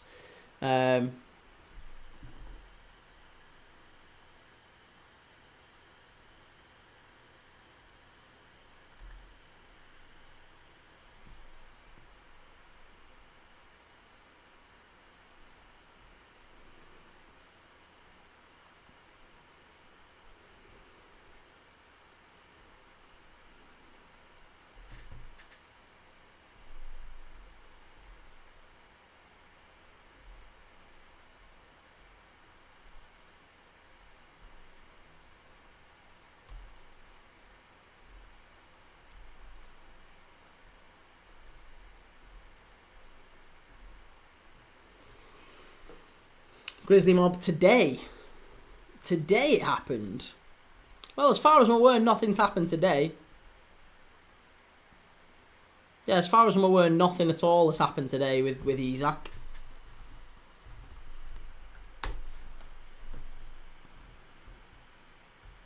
Yeah, no, there's nothing at all has happened today, mate. I assume you've had a delay on the news that came yesterday, which is Liverpool made an official bid and it was rejected. There's nothing else happened since that, but it's fine. Like that doesn't mean anything. I actually think we've talked about it to death on the channel, to be honest, but I'm certainly of the opinion that Newcastle knew that bid was coming. Liverpool probably made it with Newcastle's consent, and it was a case of trying to influence fan opinion. Feels like a bit of kabuki theatre. Kabuki theatre, posturing, political posturing, if you're familiar with it. Yeah, just kind of doing things for show. Because it's really important that they get the right perception created. Oh, shocking from the keeper. Just headed over from Cardiff. Reece, sorry, why had Ruben Colwill just turned into prime Roberto Carlos on that free kick? Be honest, mate, it was more like a Drogba, wasn't it? It was that sort of open side-footed, like, just look beautiful, absolutely beautiful. Just curled it in. Really good goal. Ben, it was like a soap opera yesterday. Bid rejected. LFC done with the deal. LFC back on with the deal. It's honestly, I just think you've got to remember I think it's per million clicks on Twitter or per million views, they get something like £8. It's about £8 per million views on Twitter. So when you see these journalists rehashing the same stuff, that's why. Literally, a journalist's job is they get one piece of news and then they go, right, let's use Grok or something. Let's use, ChatGPT and Grok to use this one piece of news that I've got to report it in 7 different articles over the next 3 days in, like, the same thing but said 7 different ways. So, you'll notice that BBC said yesterday, Liverpool have pulled out of a deal for Alexander Isak. Literally an hour, 2 hours later, another article. Liverpool are willing to walk away from a deal for Alexander Isak. Now, that's not the same thing. That isn't the same thing. Completely different things, actually. Having done something and willing to do something, completely the opposite. Well, not quite the opposite, because the opposite would be unwilling to do something. But still, not the same thing. Nuance. Shay472 was 55-1. Ollie Tanner to score or assist. Lawler shown a card. Solid shot on target and Colwell to be fouled twice. Bloody hell, mate. Well done if you managed to pull that off. Reece, I don't think anyone was expecting Son to say he wanted to leave Spurs, to be honest. There was a lot of rumours that he was going to go this summer. I think it's one of them, mate.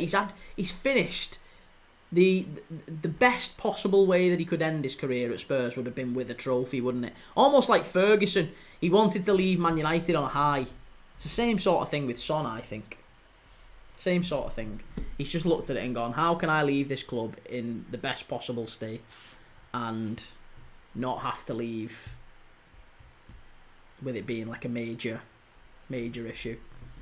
And like a big saga. They're quite happy to let him go, I think, because he's on big wages and he's not the player that he once was. So Spurs are quite happy, I think, to facilitate a move. And I think he probably looking at it and going, well, do you know what? I can protect my legacy at Spurs. I've done everything that I can do at Spurs. Like, if he stays one more year, realistically, what is he going to achieve? They're not going to win anything, really. They're not going to win anything major. They might win a League Cup or maybe an FA Cup. They're not going to challenge for the Champions League. They're not going to challenge for the Premier League. But given that they've not been able to win anything for so long and they've finally done it, I can understand why you might look at it and go, I'd rather move on now.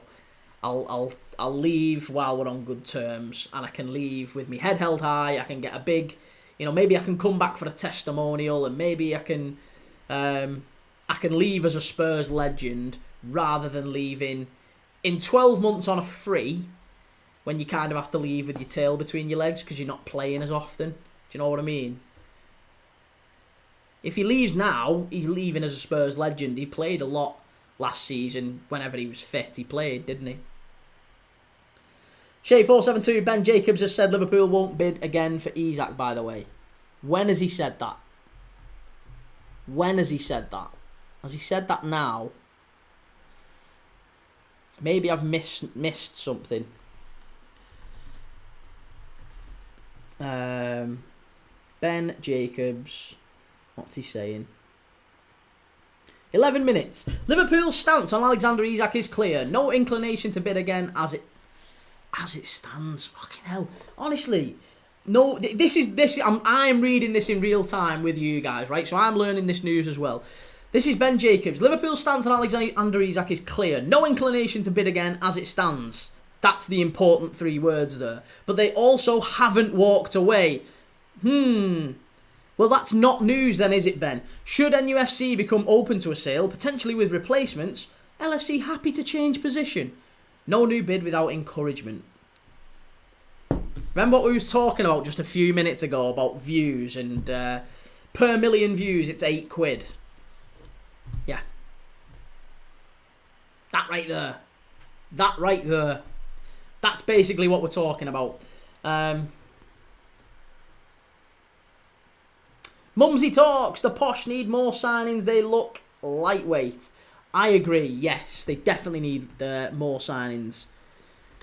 I think it's been a difficult summer. Obviously, losing so many key players. Jade Jones going. The 3 top scorers, isn't it? Poku, Jade Jones, and Motherseal. All of them left. So it's been a difficult summer. Very, very difficult summer.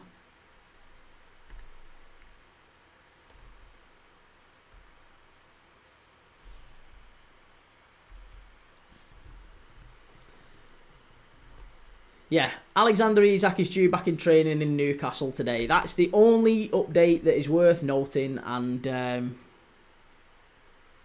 once Newcastle signs Sesko or another, whoever it might be, they'll go and get a replacement, whoever it might be. It might not be Sesko. Maybe Sesko ends up going United. Whoever it is who Newcastle end up with, once they get him, Liverpool will get Isak.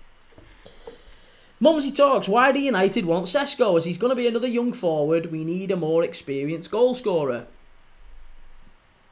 I think they're looking at it from a business point of view, mate, in that in 2 years' time, Sesko is still worth a decent chunk of money, whereas in 2 years' time, Ollie Watkins is worth peanuts.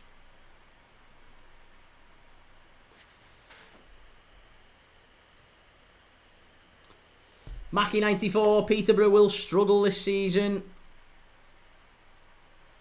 I think they've got some players there. They've definitely got some players there. Frith has done well. Iron Vian's done well. I think they've not been too bad at all. O'Brien Brady as well. He's just all 3 of those have just gone off, by the way. Frith, Ian Veen and O'Brien Brady. All of those have gone off. Odo as well has been a decent performer today. But like Mumsy Talks is saying, they have looked a little bit lightweight. They've looked really fast and nippy. They need a bit of experience, I think. They need a bit more, a bit more nous, a bit more... Yeah, don't know. They need a veteran in there. Jamie, who would you take between Jackson and Garassi? Jackson. And that is no shade on Garassi. I like Garassi. But I think Jackson's a lot better than people give him credit for. Mumsy Talks, I'm worth peanuts, Dennis. I'm 42. George Nevitt on for Oscar Wallin for Peterborough. Again, if you're new here, please do give us a like and a subscribe. It takes 2 seconds and it massively, massively helps me. So if you can, give us a like and a subscribe. It takes you 2 secs. Mumsy Talks, they've just signed a forward. Not sure who he is, though. Peterborough, I mean. I think it's him. I think it's the guy who's just scored the penalty and gone off. Iron Veen. Sure he's the centre forward that they've just... Bradley Iron Veen.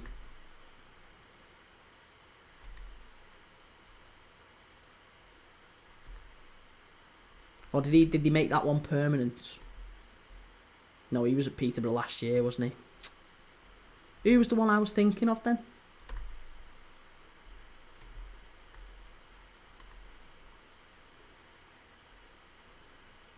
Yeah, the only centre forwards they've signed...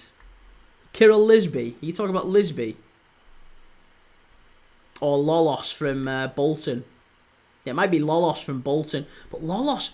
See, there you go. Lolos hasn't been terrific himself. I mean, 2 goals in 24 appearances for Bolton last year. That's not someone you want to bring in for goals.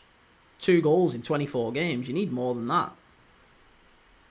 Greece under 19. Clady Lolos is the player. Yeah.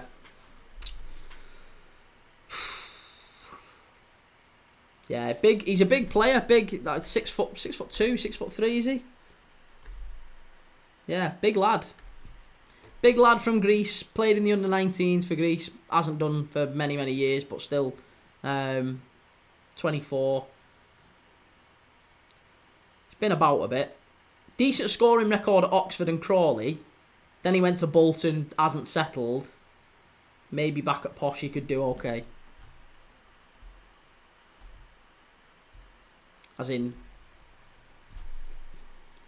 Crawley and Oxford further south. He's gone up north and it hasn't quite worked out. Maybe he prefers it, back down south towards Peterborough. So maybe that's what it is. Right. Change. Robinson's come on here for Cardiff.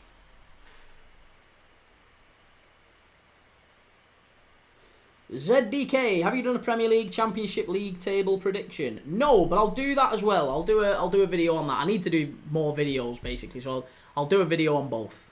I'll put them out. Caleb Sesko apparently has a deadline to pick who he goes to. 5 o'clock today. I hope he chooses us. I don't think it'll be that. I don't think it'll be that sort of a deadline.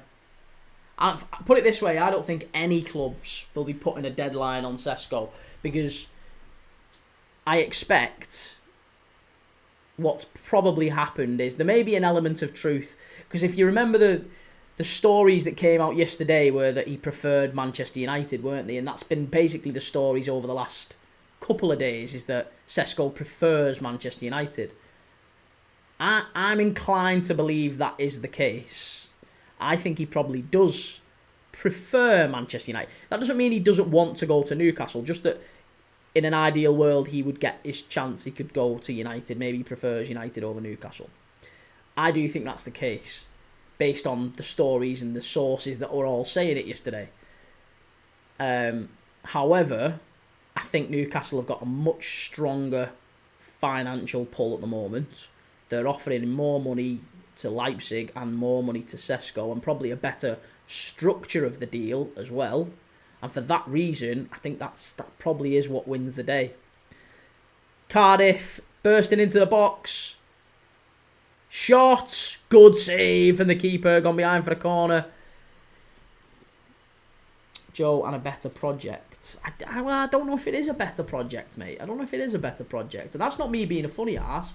Like, the reality is there's a lot of players looking to leave Newcastle. And there's a lot of players who have said they don't want to go to Newcastle. So whatever you believe the project is, isn't being communicated well enough. And I'm saying you, I'm saying like the fans. Whatever the fans think Newcastle's project is, that isn't being communicated well enough to potential players because they're not buying into it. They're not buying into it, are they? They're really not buying into it. The amount of players that have Newcastle have engaged with and they've said, I'm alright, that's not good. You know, Gordon wanted to leave last summer.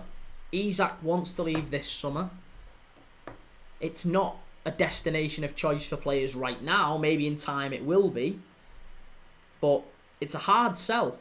It's a hard sell. It's a much easier sell to say we're Man United, we're massive, and we win trophies even when we're crap. And we're trying desperately to get everything right again. And you can be a big part of the rebuild. Come and join us. That's a much easier sell, I would say, than to say to a player like Sesko, come to Newcastle. We've been in the Champions League and out the Champions League like the hokey cokey. We've won one thing in 70 years. Yes, we've got a load of money from an owners, but we don't really know how to spend it because our infrastructure behind us is a little bit higgledy-piggledy. And we've currently got our best player who wants to leave and is throwing his toys out of the pram over being misled and lack of investment in the squad and not false promises and all sorts of things. So, yeah, I think you've got to look at it and think, well, it's maybe not a great sell. Maybe not a great sell. Joe watched the Gordon interview. He never wanted to leave. I think that's what he's saying now, mate. But again, look, me and you, you're an intelligent lad. Look, what he says and what actually happened is two completely different things. We remember what happened last summer. The way that Newcastle fans are reacting to Isak now, there was a little bit of that to Gordon last summer, wasn't there? There was a little bit of that. He's saying now, publicly, he never wanted to leave because he knows there's no chance of him leaving this summer. He knows there's no chance of him leaving this summer. His mind was all over the place. But if the project was that good enough, then his mind wouldn't have been all over the place, would it? His mind wouldn't have been all over the place. Why would your mind have been all over the place? My mind wouldn't have been all over the place. If I know my club's good, I don't want to go anywhere else. I'm happy. I don't need to go anywhere else. Caleb, I would rather play for Villa than Newcastle.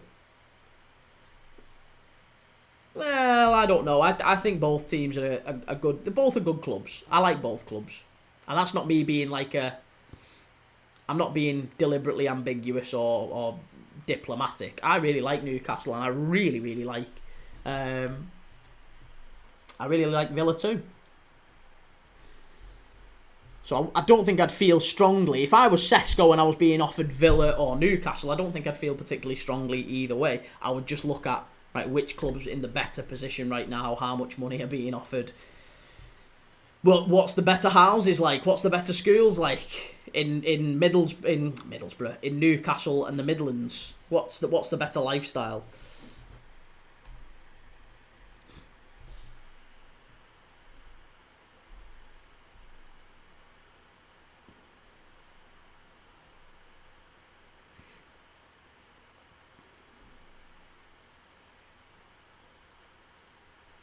There you go. Hey, right, Sky Sports Keith Downey, by the way. Sky Sports Keith Downey, for anyone who's... oh, look at that.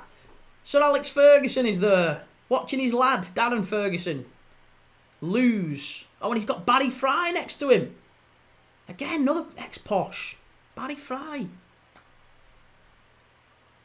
Anyway, yeah, Keith Downey has just said, literally moments ago, this is breaking news, Sky Sports, Keith Downey has just said Alexander Isak is planning to meet with Eddie Howe and have a discussion. He's back in Newcastle today. Alexander Isak If Sesko comes in, that will allow Isak to go. Liverpool will come back with an increased bid. All this nonsense that Liverpool have made their final bid, they have not made their final bid. That is verbatim, word for word, from Sky Sports, literally seconds ago.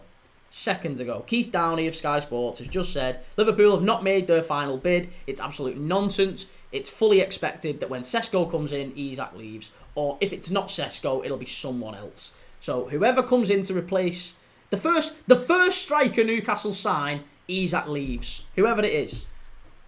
Whoever it is. Mumsy talks, I've scored more goals than him. Yeah, he's not been a good signing, I don't think he'll be a particularly good signing, Lolos. And if you're looking for goals from him anyway, I think he's a player that maybe can create a bit, but not as an out-and-out centre-forward. They've played him as a 10, haven't they, at Bolton as well at times. Clarkey, Barry Fry played for Manchester United as well. Did he? Back in the day? Barry Fry? I didn't know that.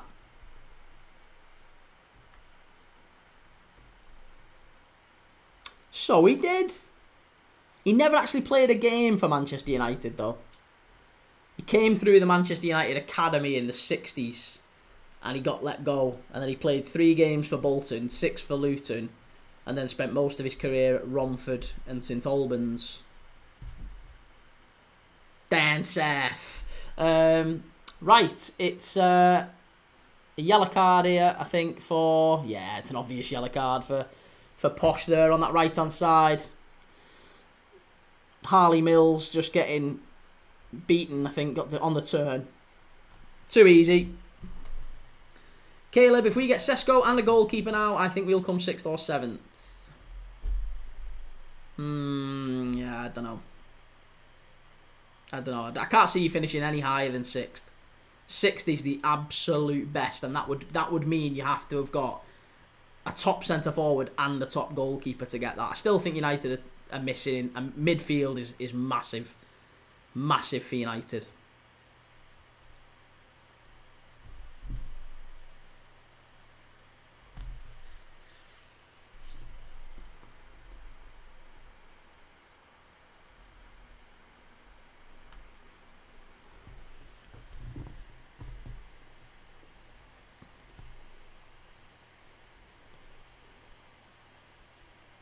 Mega impressed with them goals though from Cardiff.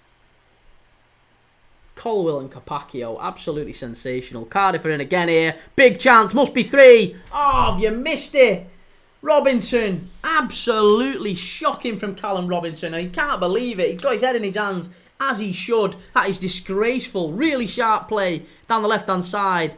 And it's pulled back to Robinson, who's in absolute acres. He's in absolute acres of space. Oh, have you missed it? All he has to do is get it on target. Oh, it's so poor, that. Really, really poor. It was Colwell who dragged it back again. Colwell causing all sorts of problems. He's been terrific today. Ostermorg, any early predictions for the 3 European comps if Palace are in the conference? Early predictions. I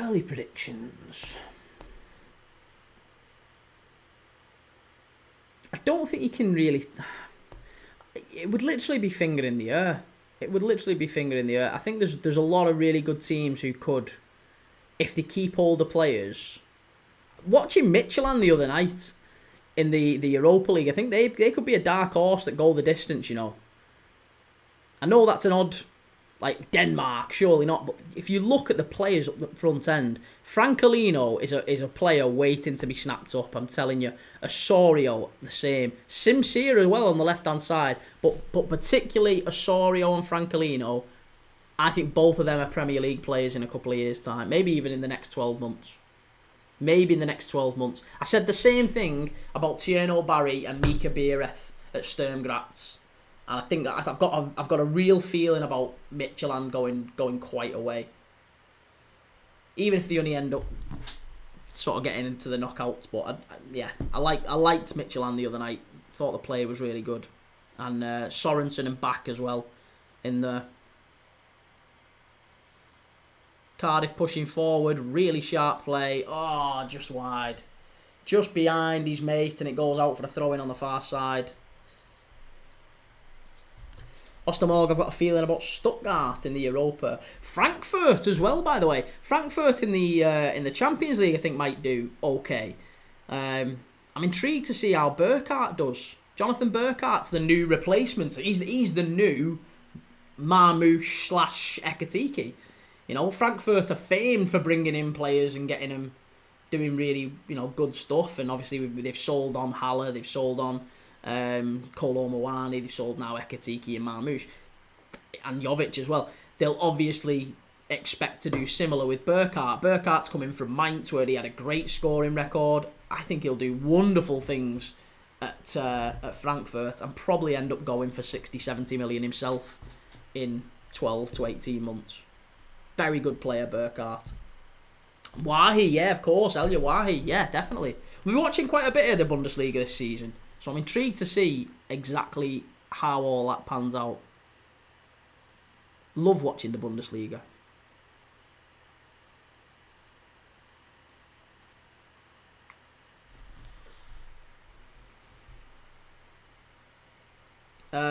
Caleb, have you seen Sesko's been left out of the squad for Leipzig? I have, yeah.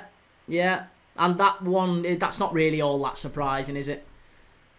It's not really all that surprising. Dave Miller, where's Son going now? He's going to Los Angeles FC in the MLS.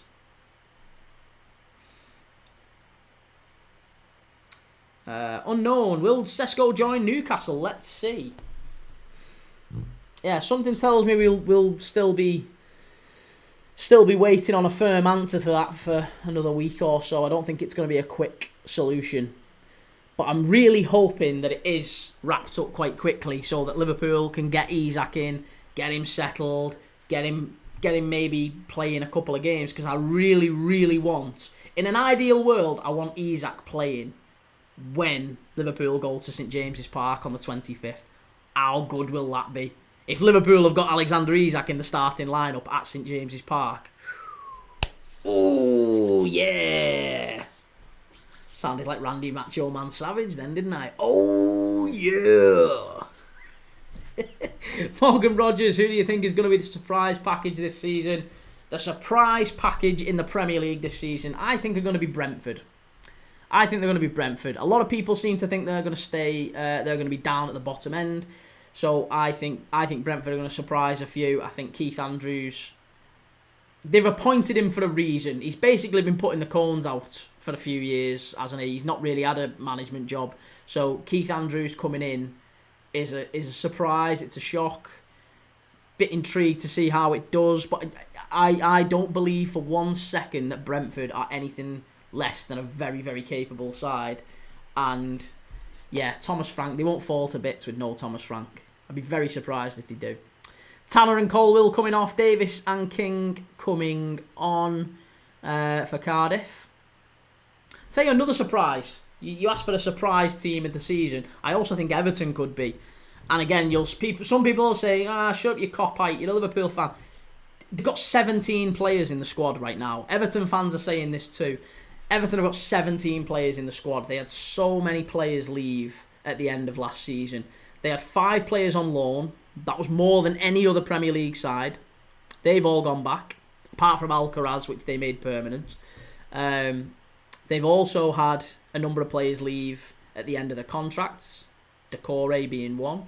Dominic Calvert-Lewin being another. Ashley Young being another.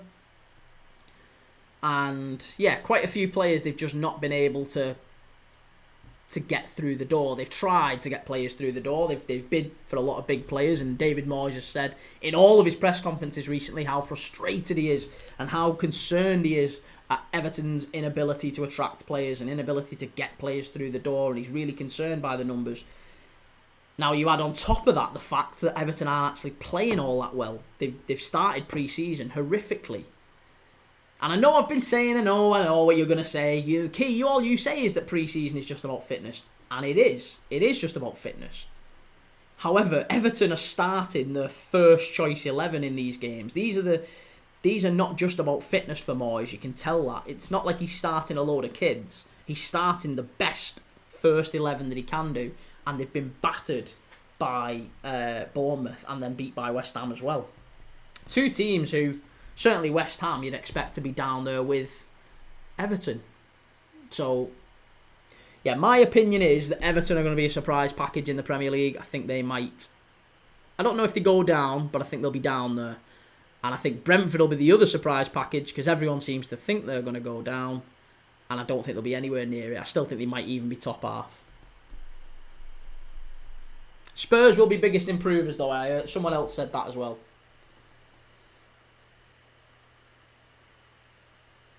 Ginge, feeling for Sheffield Wednesday fans right now. Their club is a mess. Agreed. Thomas Thornton, Everton have a cracking side. They look really sharp against Bournemouth. Did we watch the same game? Everton looked really sharp against Bournemouth. When? They got battered in the second half. And the first half, they didn't do anything. I thought they were absolutely dreadful. I'll take my lead from Toffee TV as well. You know, Ped and Baz I watch occasionally. They said they were pretty dreadful in the second half. It was, and the same with the West Ham game as well. It's not been particularly good from Everton in pre-season. Every Everton fan, every Evertonian I've spoke to, every Blue that we've had on the channel, you know, they've all said, I'm really concerned by the way we're performing. Really concerned. And the ability that at this moment in time, they're going to have to start players that patently aren't good enough, that Moyes doesn't rate. But they're going to have to start them because they've got no other option. You know, they don't rate Dwight McNeil. They don't want him in there, but he's going to be probably the starting winger at this rate. They've signed Tierno Barry for 27, 30 million quid, whatever it is.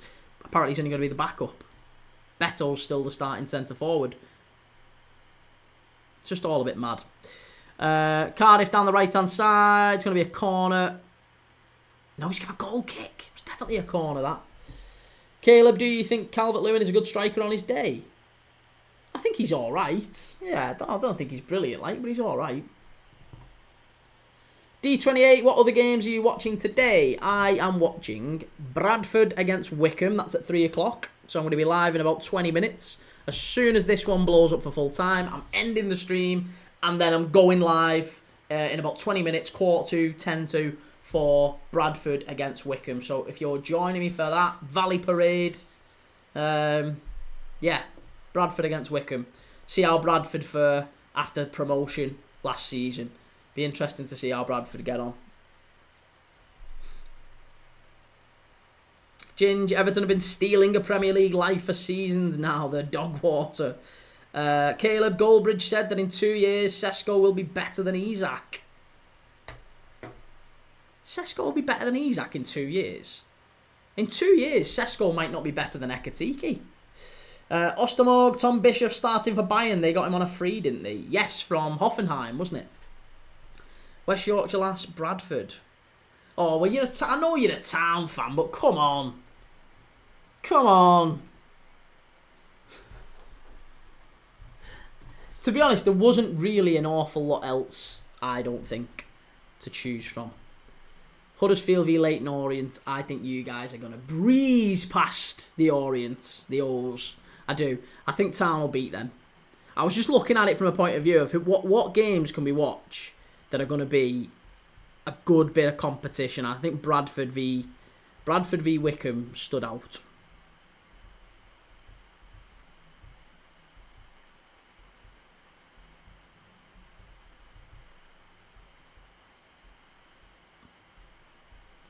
Where the hell is Bradford v Wickham? Why can't I see that? Oh, there it is. Yeah, Bradford v Wickham.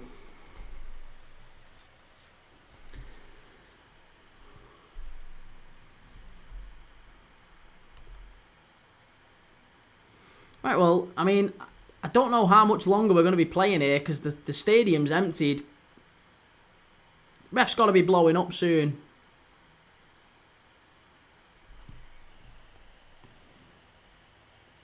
Emiliano, Caleb, Sesko is way better than Ekatike. Well, he wasn't way better last season. He scored and assisted 30% less. So yeah, no, he's quite considerably not as good. Emiliano, whole weekend is bad because Bolcombe lost 4-1. West Yorkshire Lass, my great nephews, I got a town guard of honours today. Nice. Enjoy. Right, keeper's going to launch this up the pitch, and then I think that's going to be full time. So I will be back in about 20 minutes for Bradford against Wickham. He's still not blown up, this ref. Come on. How long is he given? 98 minutes on the clock. Sweet Lord. 99 minutes on the clock now. He gave 8 minutes of added on time. Should be up by now. Goldbridge also said that Sesko, that he thinks Liverpool will get a fine from buying expensive players. Right, well, he doesn't have a clue then. He doesn't have a clue. You can see Liverpool's account. We've got plenty of room in the FFP. Like literally, could easily spend another 300 million this window. Another 300 million this window. At Liverpool, we'd still have we'd be comfortably within FFP boundaries due to the revenue that we brought in last season. The fact that we've not spent anywhere near what Arsenal, Chelsea, City, Man United, Spurs, Newcastle. We've not spent anywhere near what those teams have. Right, there you go. Cardiff have won. Barry Murphy starts his Cardiff campaign off, his Cardiff career off, with a home win at the Cardiff City Stadium. Colwill, what a wonderful goal that was. An absolute screamer for him. An absolute screamer from Capacchio as well to win it for Cardiff after a bloody questionable penalty, I would say, in the first half that put Peterborough ahead. Posh were quite good. I thought Posh were good and they gave a good account of themselves. That probably will hearten Darren Ferguson. I think he'll probably look at that and think, not a bad away performance against a team that you should expect are going to be in the playoffs or competing for the League One title this season, Cardiff. They're going to be up there. Posh, 18th last season in League One. You know, they've lost a lot of players. I think he'll take heart from that. So yeah, not a bad end to this game. A pretty good watch. 2 great goals, definitely. And yeah, enjoyed it. I'll be back in about 15-20 minutes for Bradford City against Wickham. Let's see how Bradford get on back in League One for the first time in a while. Yeah, I'll be back in 20 minutes. Take it easy, everyone. Lots of love, and I'll see you soon.